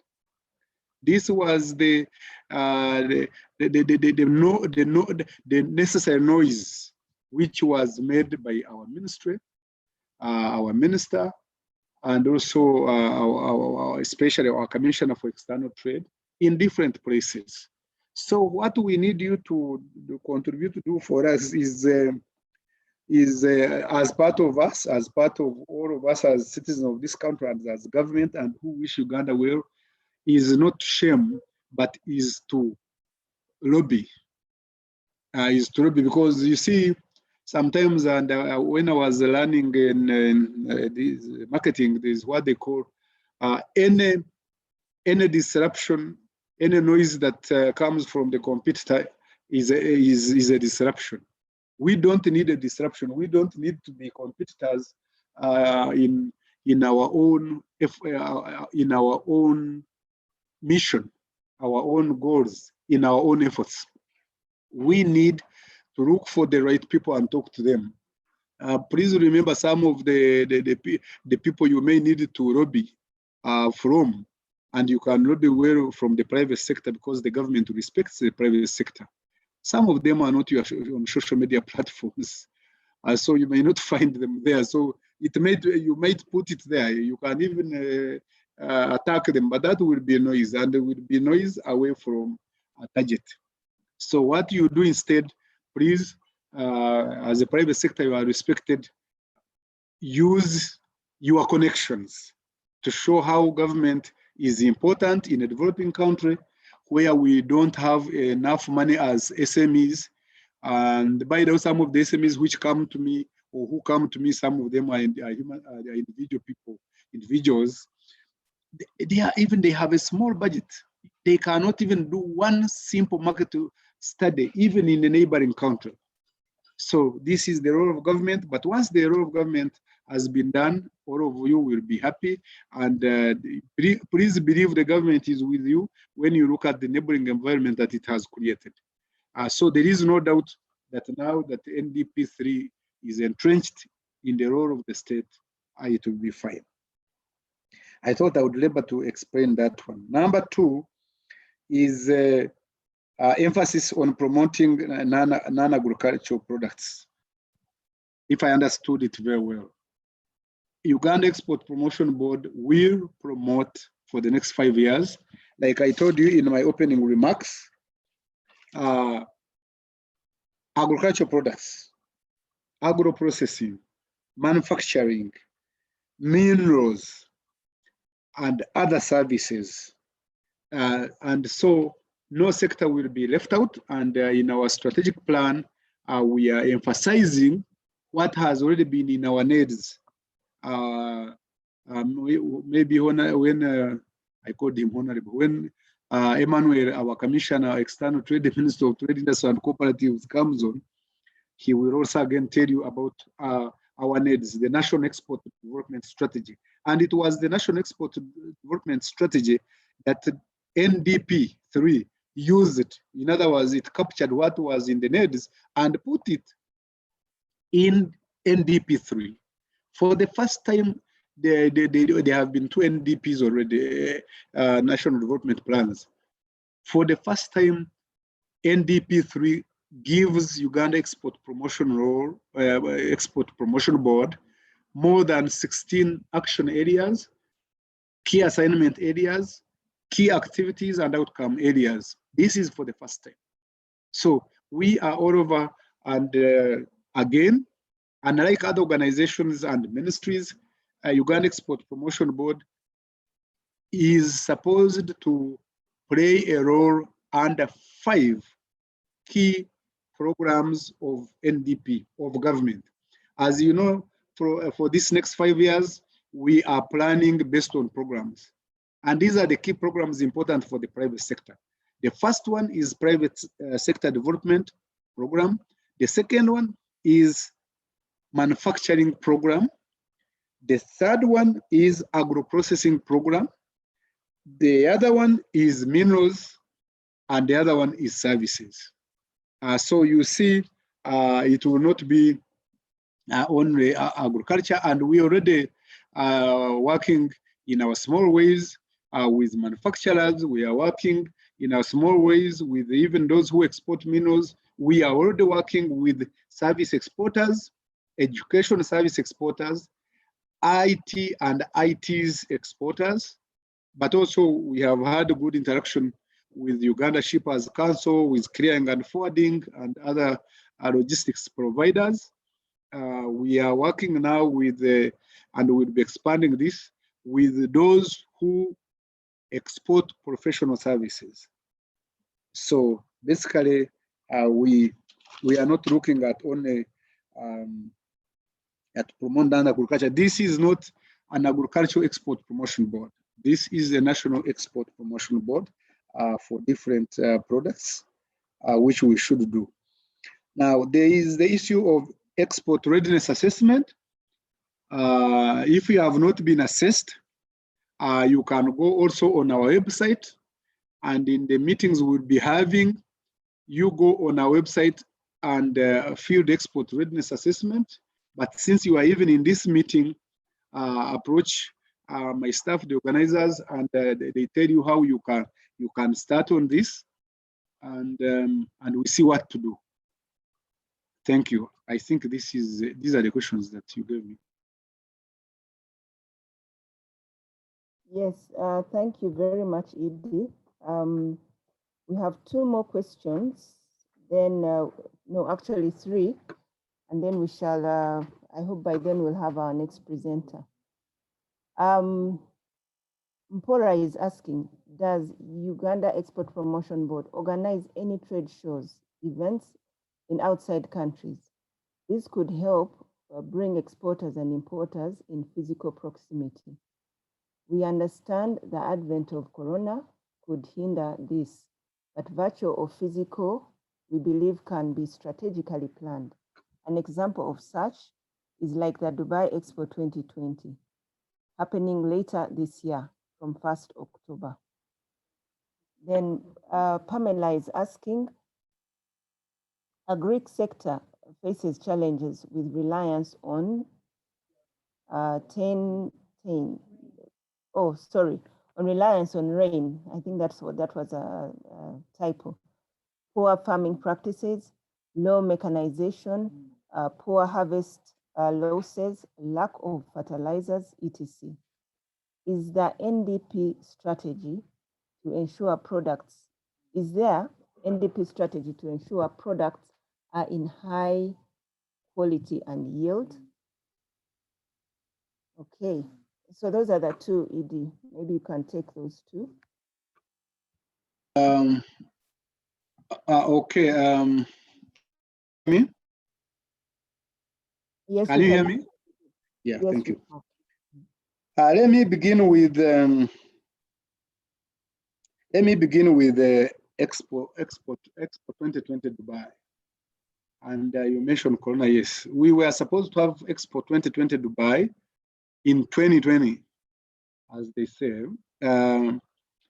But because of COVID, all of us we are taken aback. All of us, it was pandemonium, and you know, something came from wherever, and from it burst in the middle of a tax park, if you can imagine.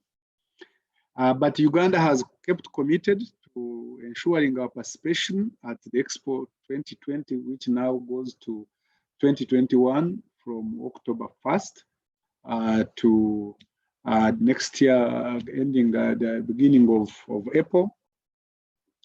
And we hope, of course, that most countries will have had a lot of immunization, and therefore some countries will have achieved what we call herd immunity, that the more people have been immunized, then others can benefit from the herd. As a herd, it was like a herd of cattle. And Uganda will participate, and we are making every effort to participate. And we know this expo will be important for our country because we are just a few hours from here to Dubai. And as you realize, as you read the newspapers and on TV and you hear in radios, Dubai has become an important market for us. Actually, when we did undertake market scoping studies in Dubai in preparation for the expo, when we knew it was going to happen last year. And we found out in all the big supermarkets, what we call hypermarkets, Lulu, Union Corp, Carrefour, and others. We found that Ugandan products were there. We found fish, Nile perch was #2 most good fish and expensive fish after salmon. All of you know salmon is the most expensive fish in that range. But also we found that they were also buying chili, hot pepper, bird's eye red, avocados, our tomatoes. We also found, I think, even potatoes. And we found that it can also be a market for many other things. We can also sell to them. I have seen also herbs when you go to what they call health kitchen in those big hypermarkets, but also tea and coffee. The market is there, but also I see even a market for flowers. You see, the Emiratis have some money, and when you have some money, you want to have some flowers. And also, you know, we say we export their minerals, and that market is expanding, and that market is becoming big. We found out actually we could sell also tilapia as long as it was halal, especially if it is wild catch. But I'm talking with my staff in this strategic plan how also to sell cage fish and also pond fish, but ensure that we work with the companies and individuals who can have halal. So yes, and we will be encouraging the private sector to participate in this expo. Actually, we have organized on the third day after the opening of the expo, we are going to have the National Day, Uganda National Day at the expo. We expect a big high-level guest. And on the same day, we are going to have what we call a trade and investment forum, a business forum, in which we are going to have sessions and even buyer-seller meetings and linkings. But also we are going to have a tourism day at another time and culture day. We are also going to have selected export days in which we are going to have B2B buyer-seller meetings. This is also related to, we organize trade promotion events, trade fairs, exhibitions, solo counter exhibitions, and other events, including conferences abroad. We have not done that during COVID. We have done it minimally by Zoom, same style. But before we were doing it, and we think that since COVID is here to live with us until we eliminate it, because we think it will not eliminate humanity anymore, we hope to organize solo counter exhibitions in DR Congo. We'll begin with Eastern DR, and then we go to Kinshasa. We hope to organize solo counter exhibitions in this region over the 5 years, including Kenya, including Tanzania, but also outside of Africa, in UK and in Europe, and also in United Arab Emirates. But also we need to be involved in exhibitions again outside of the expo, in the UAE, in Dubai, in China, and other places. So we'll be involving you guys.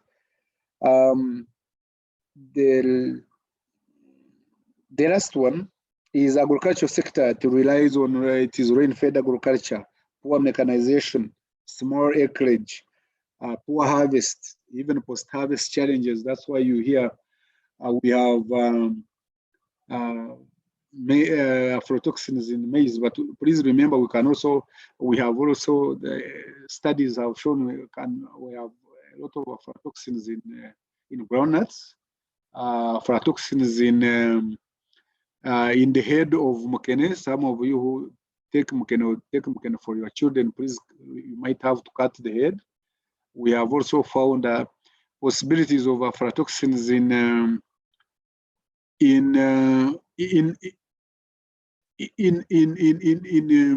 I don't know the English one. Those of you who know better English, because it is a local product. When you mix ghee after time, I think they call it shabwe. A lot of aflatoxins there. So also aflatoxins in cassava, because as Lawrence Okecho of my office will tell you, the Jopa dollars, some people mistake them and call them badama. The Jopa dollars, the way they mix it, but I find it also in Moyo and other Nile places, the way they cover the cassava, even after they have peeled it for some time before it is ready for it to dry, there is mold, and that mold obviously will be associated with aflatoxins. So post-harvest challenges, we need to address them, and I have tasked my staff. We have now a good working relationship with the Ministry of Agriculture. As a Ministry of Trade, we have a good working relationship, and we will be working with district production officers and district commercial offices to take this information down on how to handle aflatoxin issues, but also working with the private sector, the Grain Council, and others. Please remember that the Ministry of Trade, Industry, and Cooperatives has already a grain trade policy. If well implemented, it needs funding, this will be addressed. And that will address product quality. And we want to work with you to address product quality. And we are going to be coming to you and organize producer groups so that we work with you. We tell you what is required, because with agriculture, you begin from the right seed. You begin from the right agronomical practices, and then you even including post-harvest management. And this can be done. I have done it personally on a small scale, on a very small scale. I had a I worked with a small crib somewhere, and I harvested maize, and I kept the maize for a period of almost 3 months in a crib, and it had no problem, and we had no aflatoxins, we had no nothing. I eventually, when Aponye bought it, they were very happy with it, because it almost met all the conditions, including even moisture level content. So if we encourage you and work with you, that you work in groups, for example, for maize, and you have small cribs, it is more important at post-harvest immediately. It can be addressed. I hope that I have addressed your issues. Thank you. Okay, thank you very much. Yes, Edie, you have addressed all the questions. I would like to encourage those who are not able to type any of your questions. If you have questions, please raise your hand. We can still have your question answered. So our next speaker is not yet on, so whatever questions are there, they are still very, very welcome, so that we are able to exhaust whatever it is that is on your mind. Let me check. I see, it seems we have one more question coming through. And Brenda, they can ask any question to do with export management, any. Okay, thank you very much, Edie. So you have heard from the ED. He says you can ask any question. It doesn't have to be specific to our topic today. It can be from any other area of export management, whatever challenges you have. We are here to listen and to try and work with you. The next question from Pora says, thank you, ED, answering my questions. Where shall we get access to this information about these forthcoming exhibitions? And also kindly look into our exporters, look into how exporters can be helped, especially in arranging travel documents concerning such events. The other part of the question involved arranging such events in the country. Okay, then Edson says, how do you plan, I think, to certify the organic products, because some customers want organic products? Edie, I hope you've picked those two questions. You can kindly respond to those.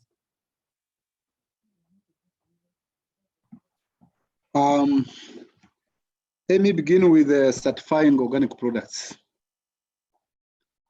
When we are talking about export, like I said in my presentation, and I have said every time, when you talk of exports, there is what we call movement. There is movement of goods, which is merchandise, and movement of documents, and the right documents. You will not go to the market without, your goods will not move to the market without documents.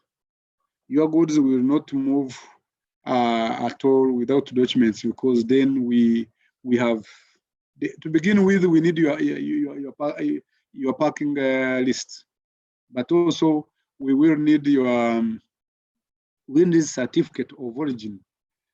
Certificate of origin we used to issue it since 1997 as a delegated responsibility, because it was supposed to be done by URA. Now, under East African Custom Management Act, they require that it should go back, and we supported it going back. And now you can get it online when you go to URA portal. Let me mention also that some of you need to go to the Uganda Trade Portal, our trade portal of our ministry, which was organized and which is being hosted by our Minister of Trade, Industry and Cooperatives, and get more information. Our Uganda Trade Portal. But also you need documents which are what we call quality documents. They are movement documents required when you are going to export food products. The documents are required.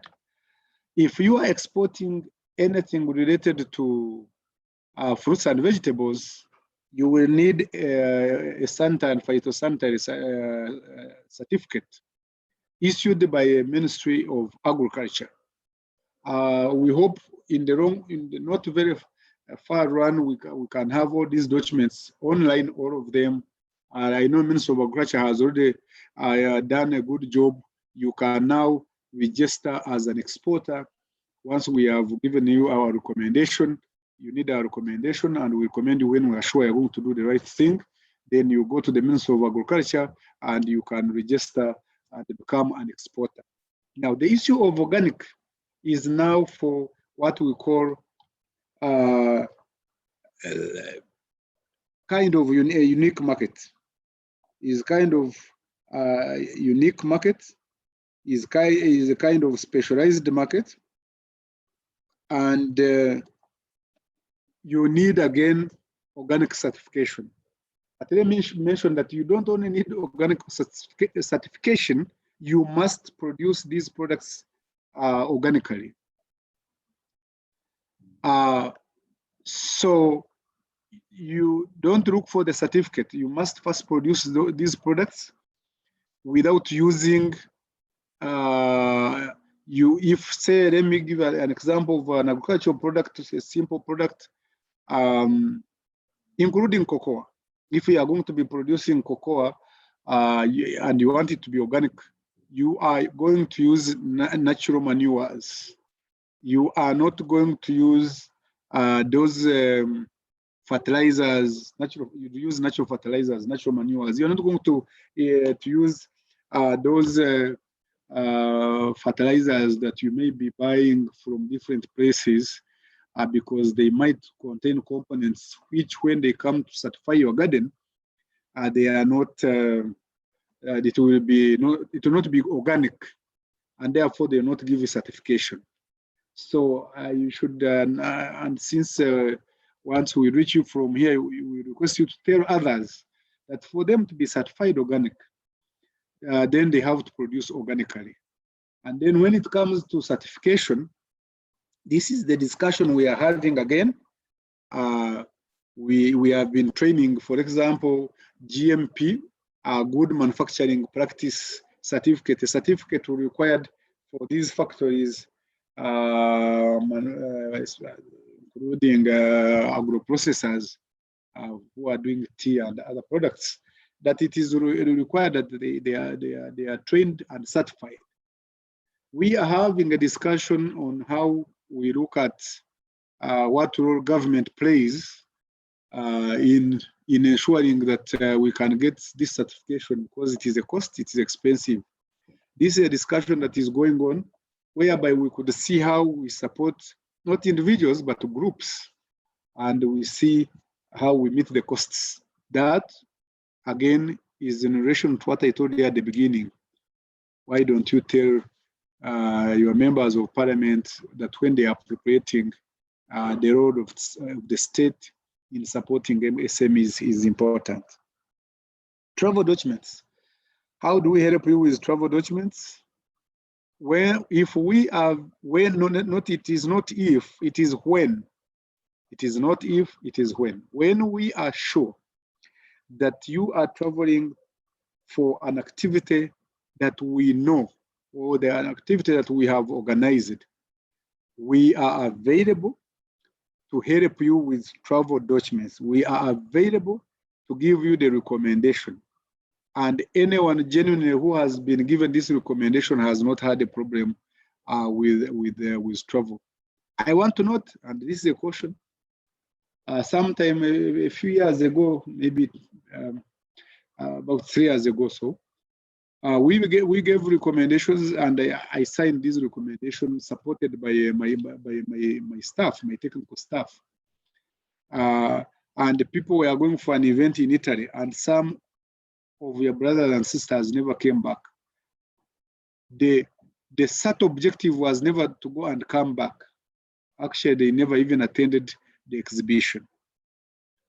And that, of course, gives us reason to be so critical, to be more careful when we are recommending you for any travel document, because we don't want to spoil the name of the country, but also we want you to be protected, because some of you will go thinking you are going for green pastures and glad tidings, and then you reach there and you become a bad beggar. So we would rather advise you to produce from here and you get to rich by exporting than going to suffer.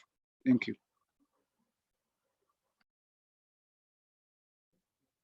Thank you very much, Edie.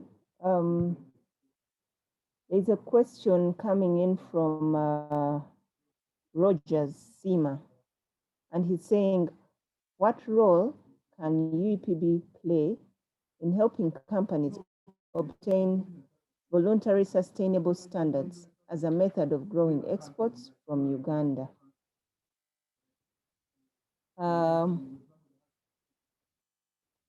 Then we also have, just a minute.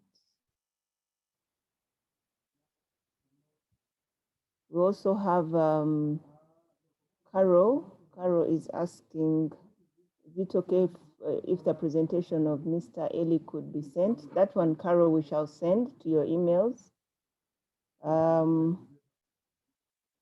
There's a question from, okay, Gloria is also asking for the presentation. Is it all, Mpora is asking, is it possible to have access to your contact information, say email, in case we need to discuss and inquire further? Thank you for your involvement in Dubai Expo. We hope to meet then, and we believe such will pave way for Uganda to benefit from the benefit further from the UAE market opportunities. We have a question from Irene, who says, how can I get reliable flight charges? Irene, last week we had somebody from Uganda Airlines who, I don't know whether you participated in that training, and he shared quite a bit on that. So Irene says, I had a challenge where C&F agents gave different rates to same destination and same airlines. Thank you.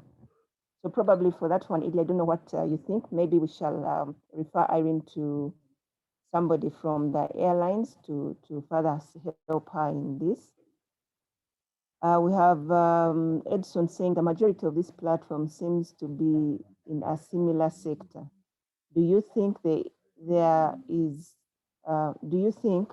must be prices we should not go beyond for certain common products? Okay, that seems to be more to the different participants who are in the same sector. Maybe Edson, you will probably explain a little more on what you're trying to ask in that question. Then Carol says, for the exhibitions, could we have information on who qualifies, quantities, documentation, packaging, minimum or maximum products, etc. Thank you. So far, those are the questions in the Q&A.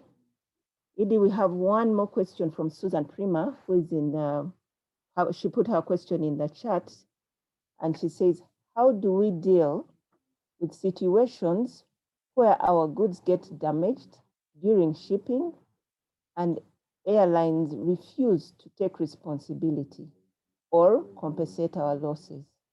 Who do we go to for support in such a situation? So Edie, over to you. Those are the questions that we have so far. I start with the issue of how do you deal with situations where your goods get damaged while you're in transit. I guess these are the goods already on the airline, and how do you deal with this situation? First of all, and where do you go? First of all, let me mention that we want to play a part because Uganda Export Promotion Board will be coordinating all export-related activities. My study of international business, and I've practiced it for a long time, is once goods are already on a vessel, and we use the vessel when we are talking of international business, when we are talking of logistics management, once your goods have been accepted and they are on a vessel X, then it means they have accepted them in the order, in the manner, in the situation that they are. So if they, again, they reach a destination and while they are unloading, they get problems, the responsibility should be on the vessel, the owner of the vessel, the company that carried your goods, whether it is a ship, whether it's a train, whether it is a plane, whether it is a truck. That is our understanding, but the practice at times varies. Now, we need to know such cases so that we begin engaging, because we began engaging on aftercare services, and this will also be, again, also part of export aftercare. And I need my staff to note this down, and we'll have a discussion over it after we have finished even today's Zoom meeting. What can we do? And we need to do something. Let's get your documentation and proof that the goods were accepted as they were and they were loaded on the vessel. And then the right way and legally is that any damages while in transit should be their damage. Unless there is a disclaimer that goods are being transported in this condition subject to X and Y. I don't know, because we need to look at your argument. But even that argument is unfair. And the law seeks for fairness. At times we say equity or fairness, because you are taking my goods and eventually you are saying the goods are going, even if they are damaged on the plane, on the vessel, it is your responsibility. How can it be my responsibility? I am not even the captain of the vessel. So let's know. But that is the right to law. Where do you go? If it involves export, please involve us and we see what we do. Pricing of exports. I think I am going to direct my staff to have another session. That is, if it is not one of the coming sessions, because we have had it before, but that does not mean that we cannot have it again. Pricing of exports is so important. When I was being taught on management of exports, we had a whole seminar which lasted 3 days, and one of the key aspects that we studied in that institute was pricing of exports. It is important even that we train you how to price exports using different methodologies and approaches, because then it is in the pricing of exports that you become competitive. Never forget that you have to consider cost of production. Exhibitions, who qualifies? Exhibitions, everybody qualifies as long as they qualify. Do you find it funny? It is not like Henry Ford when he was talking about the ST model. Those days when there was no branding and good differentiation, the Ford Motors and the chairman was asked during the annual distributors day, and they said, Mr. Chairman, your model ST comes in only one color, which was black. And the chairman of Ford Motors stood up and said, you can only get it in one color as long as it is black. I'm not saying that. What I'm saying, we have different exhibitions, we have different trade fairs, we have different trade promotion events. You qualify for different events. Depending on the subject and the specialization of the event, we select people who qualify for that, and it is open. And sometimes when we have money, we have not had the money because, as you know, finance says advertising, PR is consumptive expenditure. Unfortunately for Uganda Export Promotion Board, since we are in marketing and our activities are mainly going abroad to find markets, which they define as international travel, which include organizing solo country, organizing trade fairs and exhibitions, that is seen as advertisement and promotion, and that is also consumptive expenditure. Any activity we are going to carry outside of this country is seen as consumptive, and therefore they have been cutting our budget based on that. We have had a discussion with them. We took it to Parliament, and Parliament has supported us. The Budget Committee of Parliament, which is the main committee of Parliament, has raised it up that the chart of accounts has to change so that they don't regard our activities as a consumptive expenditure, because our activities are productive expenditures. When we get markets, people get money, we get foreign exchange, we don't beg for it. So you qualify as long as the exposition is there and you qualify. Why we have a challenge is because we don't have many offices where would be reaching you too much with the regional offices and regional information. But we hope that we can get some small budget, even when we are not in those regional places, to be able to have a regular radio and TV programs in different languages. And I want that my staff can capture that so that we can always be giving you this information. freight charges. With regard to freight charges, our trade information should be giving you freight charges information, because they collect it from different airlines and should always be updated. So you can always approach our trade information department to get you freight charges of different airlines, because our role is also to provide trade information. And but again, we also advise you to approach different airlines and ask them, because there you can negotiate as well. And I have known companies have negotiated. Doesn't matter the size of your company. Role of VPB in obtaining, was it voluntary standards, Brenda? Huh? Yes, it was voluntary standard. So role of Export Promotion Board is one, to tell you what standards are where. Role of Export Promotion Board will tell you what standards are where and what. In other words, Export Promotion Board tells you how can you enter and penetrate a market. They will tell you taxes applicable, taxes required, whether it is a preferential market. They also tell you the standard requirements, and we will tell you whether whichever standards. Now, with regard to our role on helping you is to help you understand them. Like I said in the previous segment, we are looking at what we can do when you organize groups to see whether we can be involved in acquisition, not acquisition, in compliance and qualification to these voluntary standards. This is an ongoing debate. Thank you very much. Thank you very much, Edie.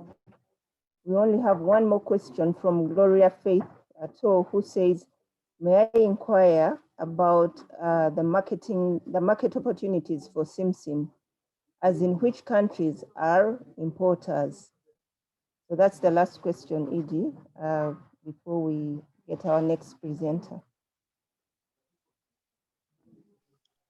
I don't want to eat into the commissioner of our commissioner of external trade, whom I praised when he had not been online, coming up with the NEDs, which NEDs has now been incorporated in the National Development Plan, and they are all in trade negotiations.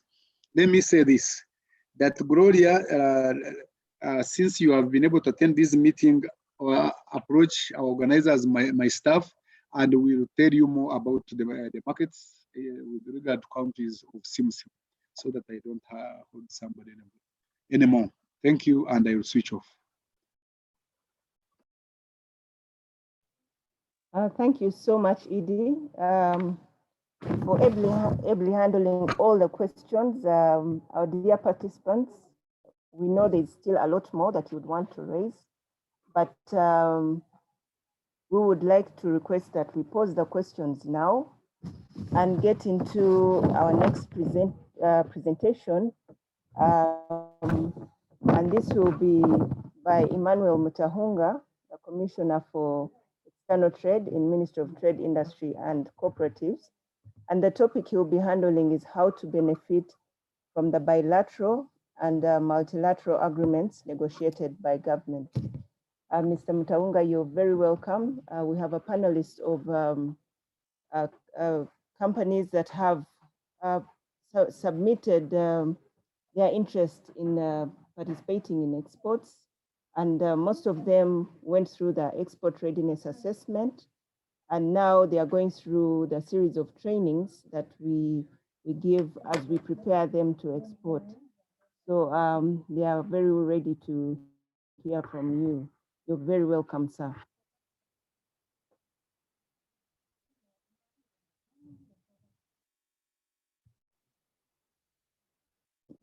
You can now unmute, Mr. Mutahunga, you can unmute and give your presentation. Good. Thank you very much, Brenda, and good morning, colleagues and friends. I hope that we are now able to listen to each other. Are you hearing me? Yes, Mr. Mtonga, we can hear you very well. Good. Good. I wanted that confirmation so that I don't proceed and find that I'm talking to myself. No, we can hear you, sir. I want to thank the Uganda Export Promotion Board for organizing this event, which falls directly in line with the mandate and responsibility of the Uganda Export Promotion Board as per the Uganda Export Promotion Board Act. I would also want to thank all the participants on this online forum. It is very interesting that we have the numbers that we have seen, and I hope and pray that these numbers can indeed grow at some point, that we have more people coming on board to get interested in exporting and actually export. I'll share with you on the topic, like the moderator has indicated, how to benefit from bilateral and multilateral agreements negotiated by government. I'll ask a few rhetorical questions, maybe about 4 rhetorical questions, which I'll answer. And by the time I'm done with answering them, I'll have answered the broader question that is posed in the topic that I'm going to discuss with you. Number 1, I'll deal with how do we negotiate as government. Number 2, I'll ask and answer which ones are these bilateral and multilateral governments that have been negotiated by government. Then number 3, what does each of these agreements provide? In short, what is contained in there? Then the last one will be how can you benefit? How does a private company, individual benefit from these agreements? I'll start with how do we negotiate. Now, under the Constitution of the Republic of Uganda, negotiations of any matter with a foreign country, that matter either being trade or defense or whatever it is vested in the executive arm of government, and to be precise, the president. Now, naturally, of course, the president discharges these functions through the members of the executive, from the cabinet or ministers to us, the technocrats. So in the area of trade, the lead institution for that is the ministry responsible for trade, and that leads this negotiation. The ministry does not do it in isolation.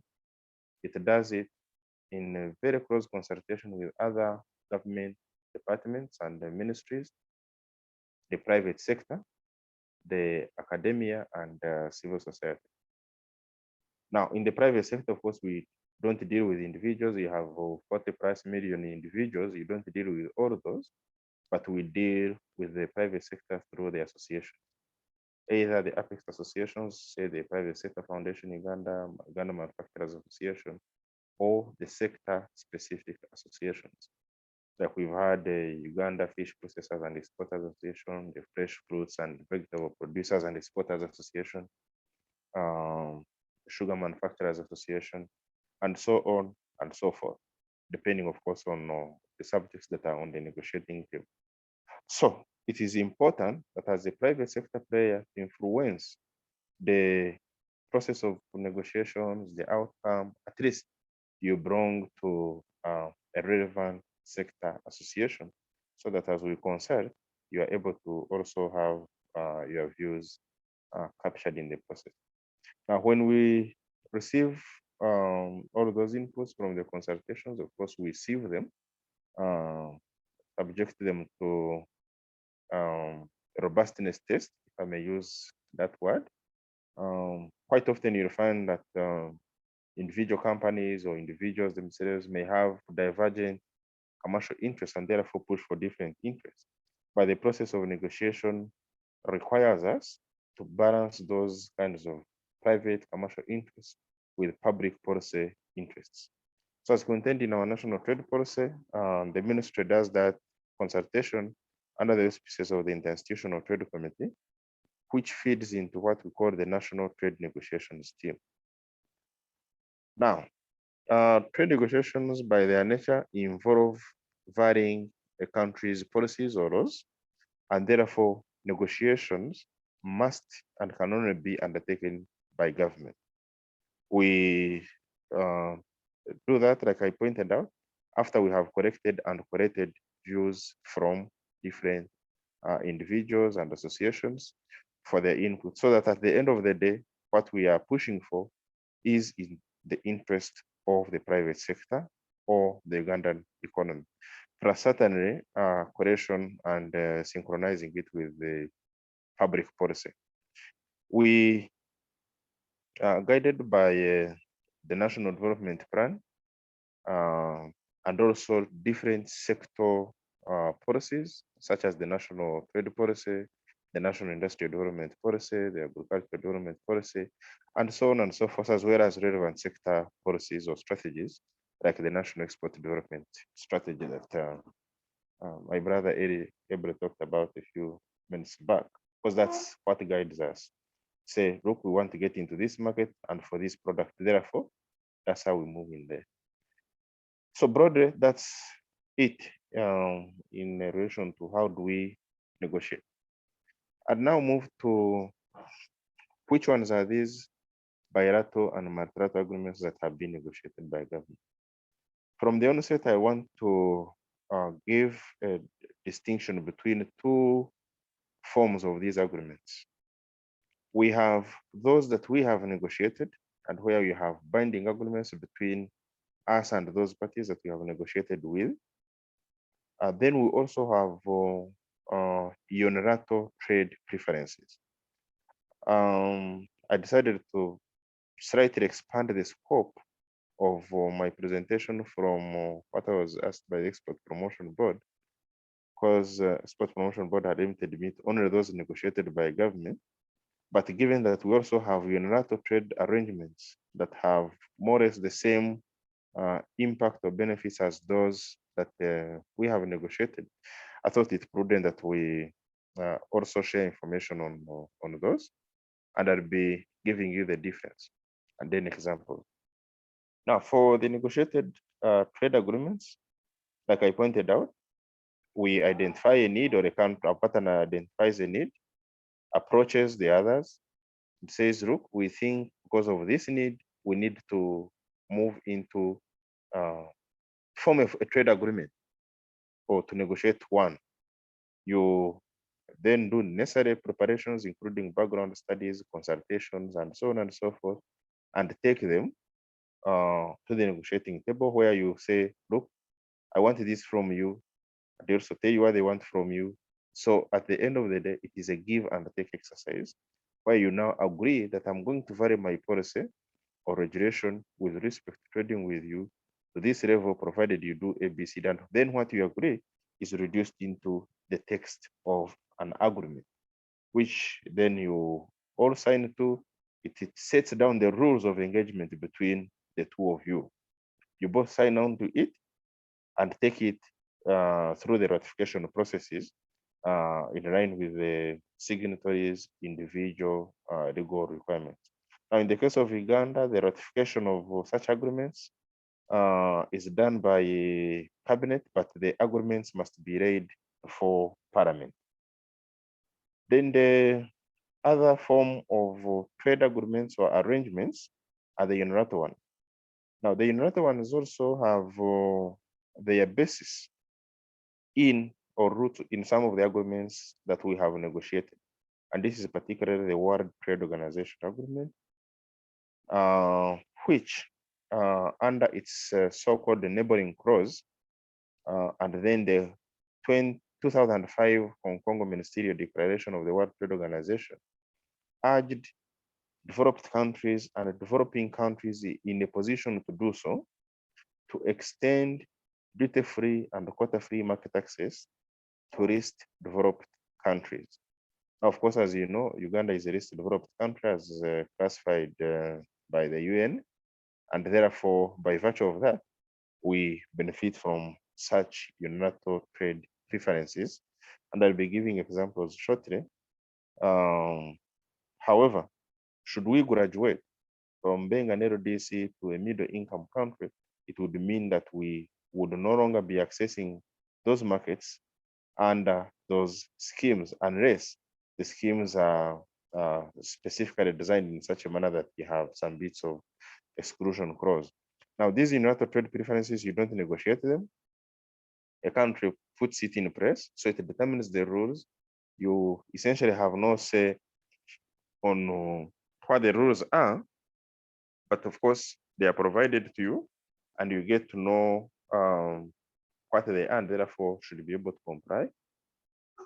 Two, they normally will not have mechanisms for engagement.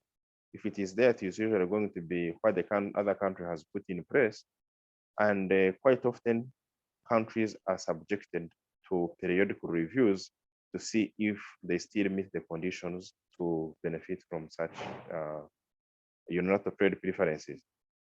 Some of the examples of the unilateral trade preferences include the American or USA African Growth and Opportunity Act, or AGOA.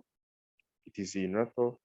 USA came up with it as a unilateral trade preference, allowing access by over 7,000 products to the USA market, provided those products are coming from sub-Saharan Africa, I think the most underdeveloped part of the world. So AGOA is one of such unilateral trade preferences. We have also the Everything But Arms given by the European Union. And then we also have a unilateral trade preference given to us by China, which covers about 98% of total tariff lines. And then also India covering 97% of total tariff lines. Now, like I said, these are unilateral trade preferences. We haven't negotiated them with these countries, but we can access them. And shortly, I'll be giving you what each one of these provides in a broad terms. Then on the negotiated agreements, we have the East African Community, which I'm sure of you should be in a position to know. The East African Community, of course, started out way back, 1999, after the revival. Then the process of negotiating the customs union got concluded, and the protocol signed in 2004, with the entry into force in 2005.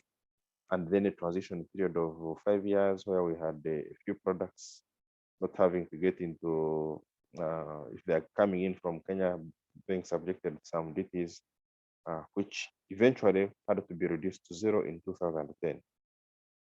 So that's really the main building block that we have for the trade agreements that we have signed. The other one is the common market for Eastern and Southern Africa, encompassing 21 countries from Eastern and Southern Africa. So this COMESA includes the East African Community Partner States, with the exception of Tanzania, but also other countries from Northern Africa, Eastern Africa, and also Southern Africa, including the Indian Ocean countries of Seychelles, Comoros, Madagascar, and the like. Then we also have the tripartite free trade agreement, which now is an agreement that brings together the member countries of the East African Community, the common market for Eastern and Southern Africa, and also the Southern Africa Development Community. Negotiations for this are essentially in advanced stages. A couple of things concluded already, but also a few outstanding issues. Then we have the African Continental Free Trade Area, which we've essentially finished much of the work in the negotiations, but still a few things to be sorted out. We started the operationalization of the Free Trade Area Agreement on the CFTA the 1st of January 2021. This should have been in July of 2020, but COVID delayed the processes. Now, these East African Community, COMESA, Tripartite Free Trade Area, and African Continental Free Trade Area, if you note, are the ones that are essentially moving to create the African continent as one single market. What that would mean is essentially it is creating a mechanism for us to be able to to have our goods and services at some point freely circulate within the customs territory of the participating countries or members. Now, for East African community, we have moved a notch higher than just customs union protocol to move and conclude the common market protocol, which includes now trade in services like the likes of free movement of persons, right of establishment, free movement of capital, and the like. Then on the bilateral level, we have concluded a bilateral agreement with the European Union as East African community, because being a customs union means we impose uniform tariffs on products coming from outside the East African community. And like I pointed out, trade negotiations essentially involve varying your policies and regulations to give preferential treatment to the one you have negotiated with.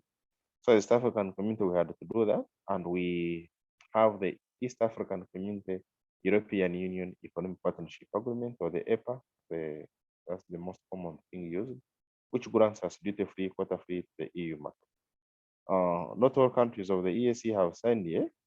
Again, like I pointed out a bit earlier, you have the everything but arms giving some of the least developed countries of East African community preferential treatment in the EU market. Then, besides the East African community EU bilateral agreement, the other one is at multilateral level, which is the World Trade Organization agreement.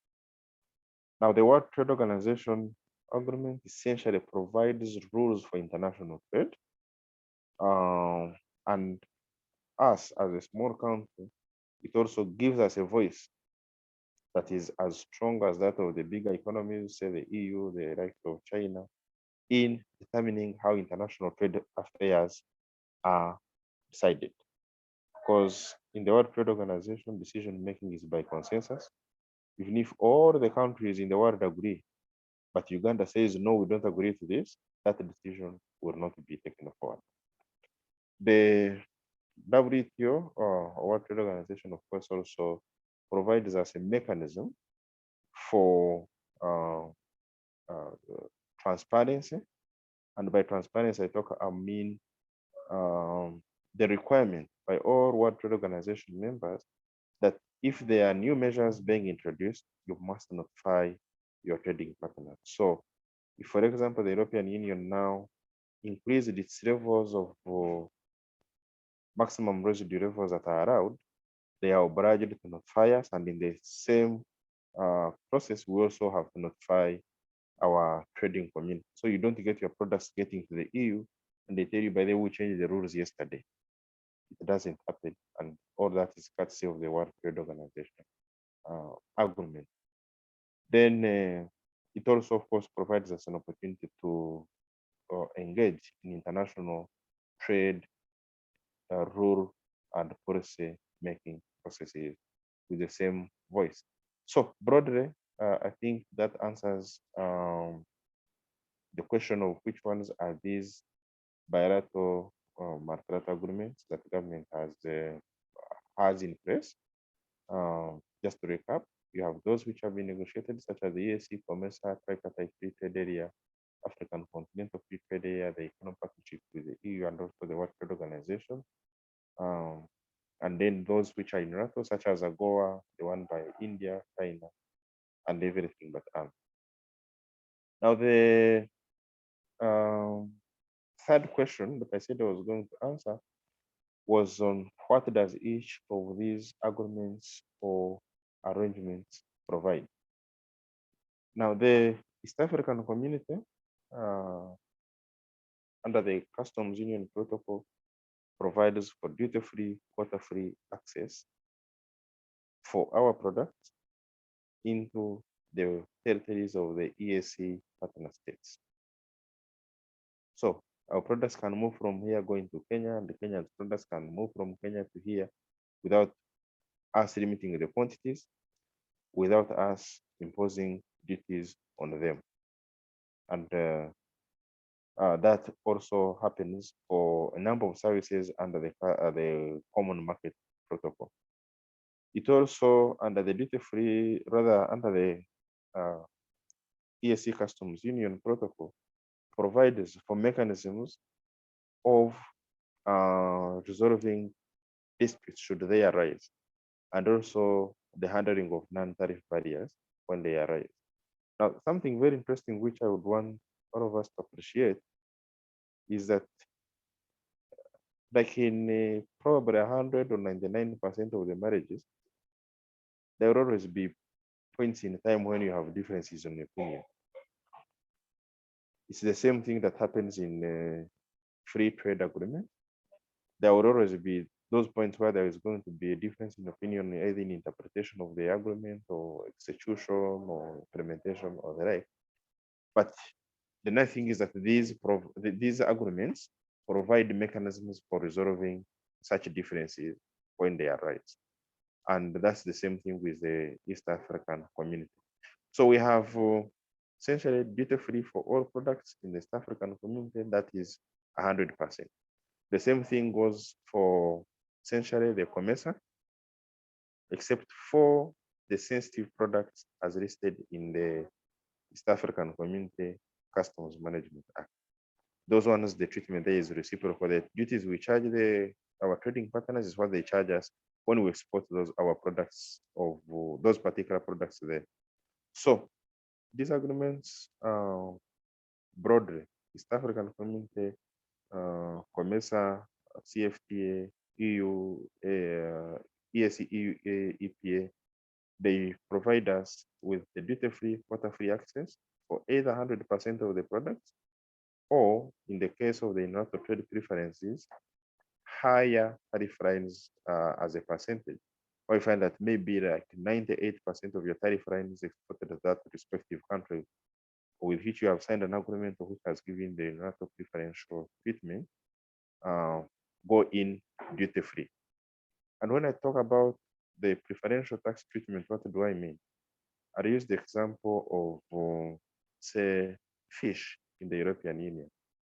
If fish or say flour moves from Uganda or any other country that the EU has a trade agreement with, you'll find, depending on what that agreement has provided, now in the case of Uganda, you find that the tariff that it's going to attract is 0. So in short, the EU will not charge any import duty on your product. If the importing country doesn't charge import duty, naturally that means that your product is going to get an edge, a competitive edge in the market. Because if, say, a pineapple valued at 10 euros pays a duty of, say, 2 euros as import duty, assuming it is 20%, that would mean that the person selling it is already going to, when you add handling charges, profit margin, sell it at a price certainly higher than 12 euros. Now, if such a product that has come from Uganda is exempted from the import duty, and another one from another country comes in and has to pay that duty, the Ugandan product is getting that competitive advantage in the market.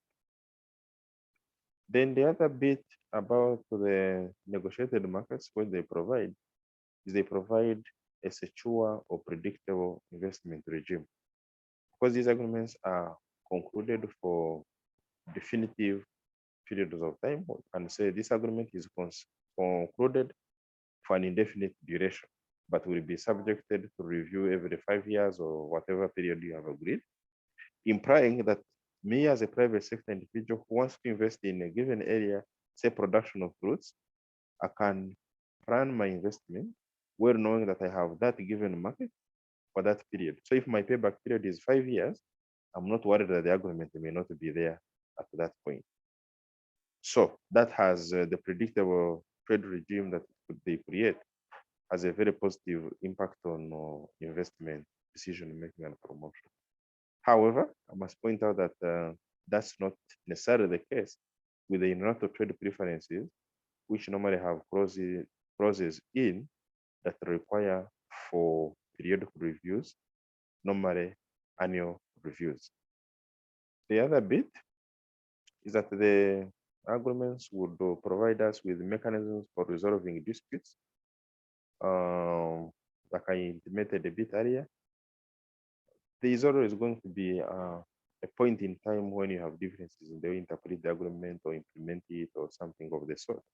So the agreements do provide those mechanisms for resolving such disputes. And maybe I should point out that even in these duty-free provisions, quota-free access and the like, the agreements that we sign give countries, individual countries, the right to protect their citizens against harmful or contaminated imported products, either for health reasons or public policy or security. So there are those exceptions. And what am I talking about here?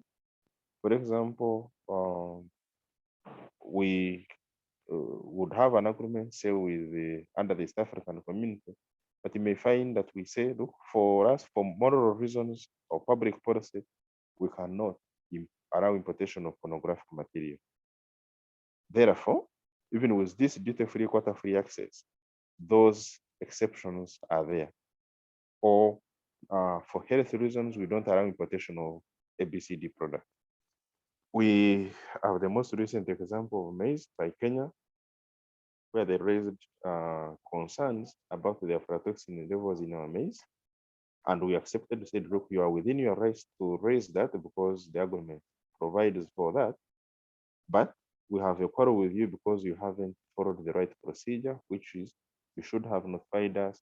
Then we carry out the tests together to verify if your claims are authentic. So much as you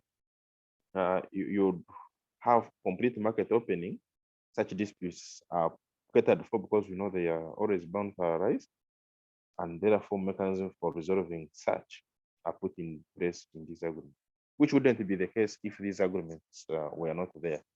If, say, we had a dispute with a country like Cambodia, with which we don't have any trade agreement, would have no mechanism for resolving such a dispute.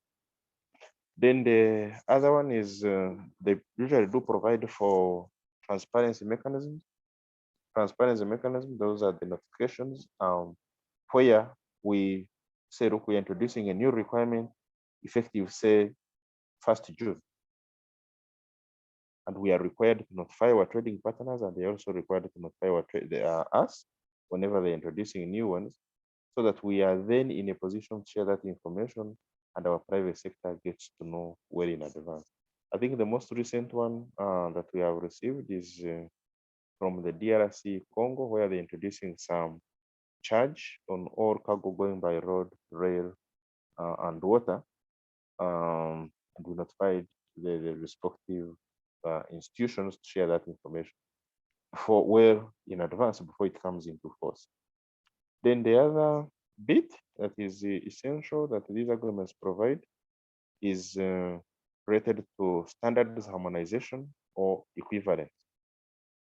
Now, the standards harmonization are very essential in that a product, for example, from Uganda that has already been certified by the Bureau of Standards does not have to go under certification process if exported to any of these countries with which you have a trade agreement, because the bureaus of standards of those countries will have carried out their processes and harmonized their standards and agreed in principle.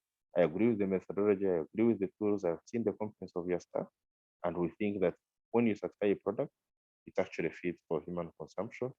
You can get it. Yeah, but naturally, or occasionally they do sampling to see if that's still the case. Then you have equivalence, more or less related to that, but more directly related to sanitary and phytosanitary measures of food and feed safety. Then the other bit that these ones do provide these kinds of agreements or trade preferences are avenues for information exchange. Now, this information exchange would most often happen between customs authorities of the participating countries, say Uganda Revenue Authority and KRA, or Uganda Revenue Authority and the customs authorities of the EU member countries, information exchange on standards or sanitary and phytosanitary measures for those involved in fruits and vegetables, and also information exchange between their ministries responsible for trade. So, in a nutshell, that's basically a highlight of what these agreements provide. Now, the last question is how then can you benefit from these agreements or arrangements? This is probably going to be the shortest section. I took a little bit more on the other sections so that by the time we get to this, we already have a feeling of what we need to get to know before we benefit from this. Number one, you really must understand and know the applicable rules. Because like I pointed out earlier, these agreements are essentially a variation or a set of rules that have been varied as a result of negotiations and apply to the countries that have negotiated them. So you need to understand and know the applicable rules, know the text of the agreement, so that you're in a position to know these are my rights as an exporter, a prospective exporter, but also these are my obligations. You normally have a right to export duty-free, quota-free into that market, but you also have an obligation to ensure that your products meet certain conditions, especially those related to standards, those related to food and feed safety. There will be aspects to do with the transit and so on and so forth. You must, most importantly, know what kind of documentation is required for you to get these products to benefit from the trade preferences that I've talked about. The certificate of origin is very essential. So I would encourage each one of you who is interested in a given market to look out for the applicable rules of origin and ensure that you have complied and you have the relevant documentation to satisfy that requirement. You don't show up at the customs border point with your product and you say these products are from Uganda. Here is a bus ticket, show that I came from Uganda, or a train ticket or a plane ticket. No, the certificate of origin is issued by competent authorities. And in our process, this is the Uganda Revenue Authority. It's what we have designated to do that. It's an online process. So you must have a rules of origin certificate accompanying the goods together with the other commercial documents, so that indeed the products can be attested as coming from Uganda and therefore eligible to benefit from that kind of preferential treatment. It must comply with the set rules and with respect to standards, with respect to sanitary and phytosanitary standards, and then be in a position to get into that market. The reason this is done is to prevent fraud in international trade, where you find that, say under EAC, we have negotiated our duty-free, quota-free access with each other, but a Chinese company goes and makes products and labels them made in Uganda and ships them into Kenya, whereas they actually not made in Uganda. So that's why it is very important that you comply with the requirements after, of course, you have understood them and provide all the requisite documentation. Then the other bit, always have information. Information is essential, and I'm glad that you're attending this virtual discussion. I'd want to encourage you to continue doing research. When Export Promotion Board, which is our specialized agency for doing this kind of work, calls upon you, please be available to attend. When you hear that there is a trade fair in a given country and it's going to cover your sector as well, please invest some little money, go there and attend. We usually have, I think it's called Mark Fruit. Export Promotion Board will clarify at some point, which deals with the products that I know some of the people in this forum are interested in. We have the Dubai Expo coming up. Don't say government should fund us to go there, because government is surely not going to invest in your business.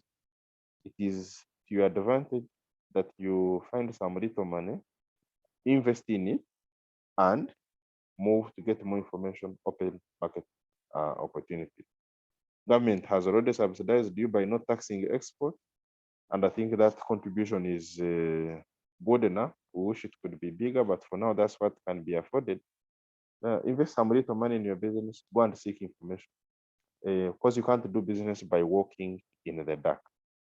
Then we also previously designed a specific course in management of the export process, which wanted to be tenable at the Management Training and Advisory Center. That's one of the agencies under the ministry, with the facilitators from the likes of Export Promotion Board, the ministry here, URA, Ministry of Agriculture, so that you are in a position to know if I need an SPS certificate, how do I get it? How do I apply for it? If I need a certificate of origin, what do I do? How does URA give it? So once the course is opened up or the advert for it runs, I would really encourage you to, again, invest in getting information. Getting information in the export business is like giving a pilot or whoever is sailing a ship a GPS or a compass. It is essential for you, and I encourage you all. I'll stop here. I think the discussion that we've had over the last 30 or so minutes are sufficient to broadly inform you of what these opportunities are and how you can benefit them. And I'll be available for any questions or clarification. I thank you very much.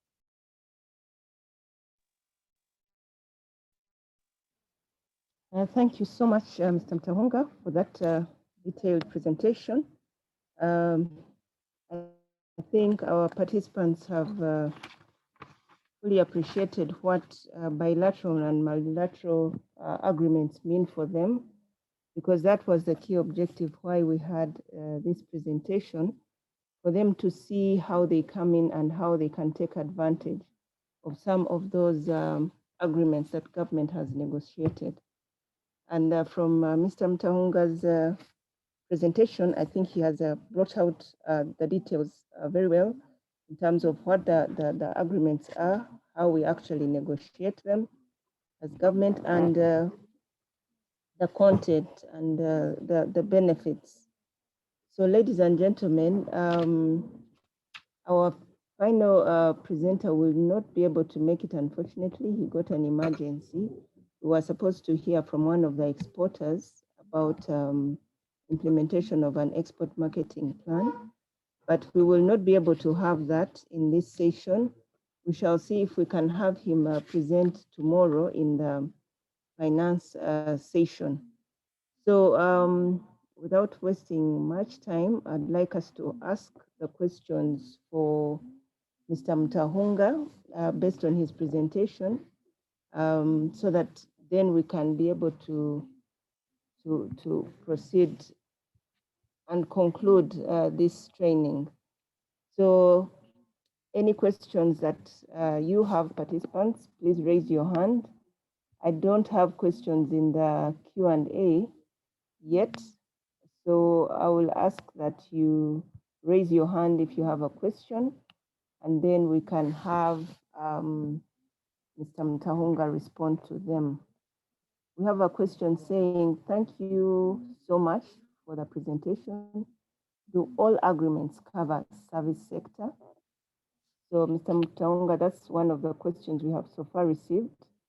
Do all agreements cover service sector?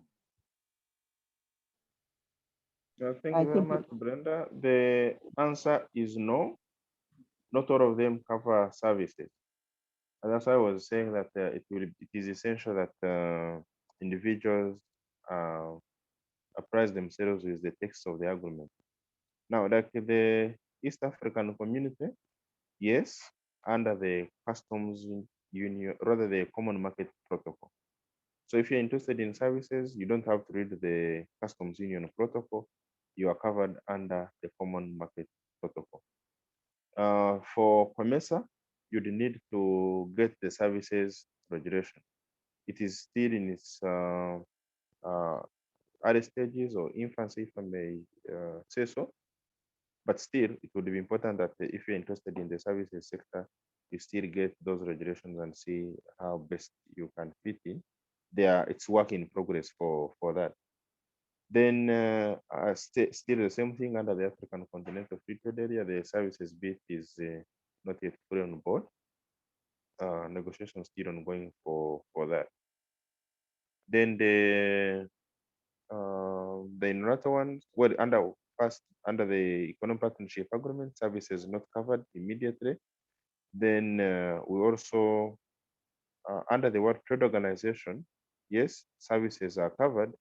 And what I would encourage the person who is interested in services on this would to read the General Agreement on Trading Services, but for a practical perspective, to get information on the WTO services waiver for these developed countries. Because under that services waiver, the developed countries have identified the services which they are willing to open up for these developed country companies to participate in.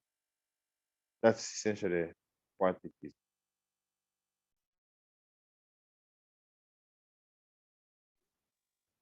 Thank you very much, Mr. Mtahunga. Mpora is asking about, do you have any books, documents, or online presence, say a website, where one can further read about these trade agreements?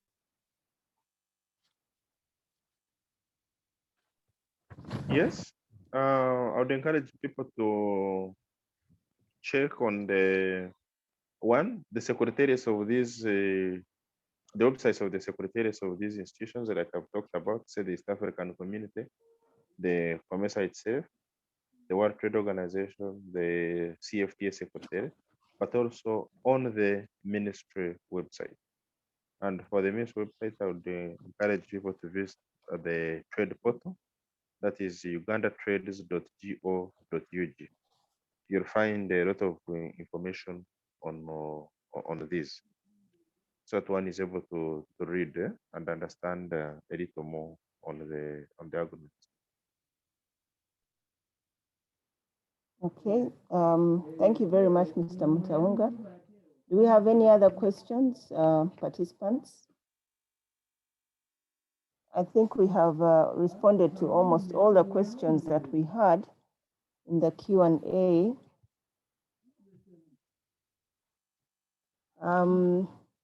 Someone was asking, this was to me, please share the contacts of for consulting transportation or flight prices. Thanks.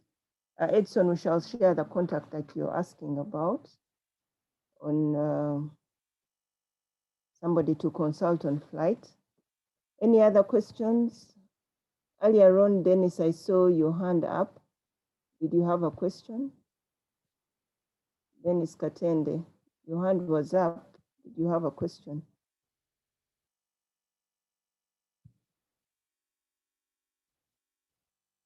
Okay, we seem to have no more questions coming through. It's midday now. We are coming to the end of our session. At the beginning of our session, I had mentioned a third presenter. Unfortunately, we haven't been able to have this person. So we will try to see if we can get him to present about development and implementation of export marketing plan and what to include. Maybe we'll try to have him tomorrow or in the next training sessions that we'll be having next week. So Mr. Mtaunga, I'd like to fully appreciate your input and the support that you're continuing to give Uganda Export Promotion Board and our participants and exporters. Thank you so much for your presentation, and we would like now to come to the end of our of our session, I also noted that we had a number of interesting chats coming through, which is very good for this session. We would like to encourage that kind of networking. Some of you at the beginning of the training, we noticed that you are able to already start business discussions and sharing experiences. So this is why we come together. One of the reasons is to learn from each other, but also share with one another to strengthen the export sector. So in case we don't have any further questions, ladies and gentlemen, allow me now to conclude. I know that the ED made a number of commitments, which as the team handling this, we are going to work on.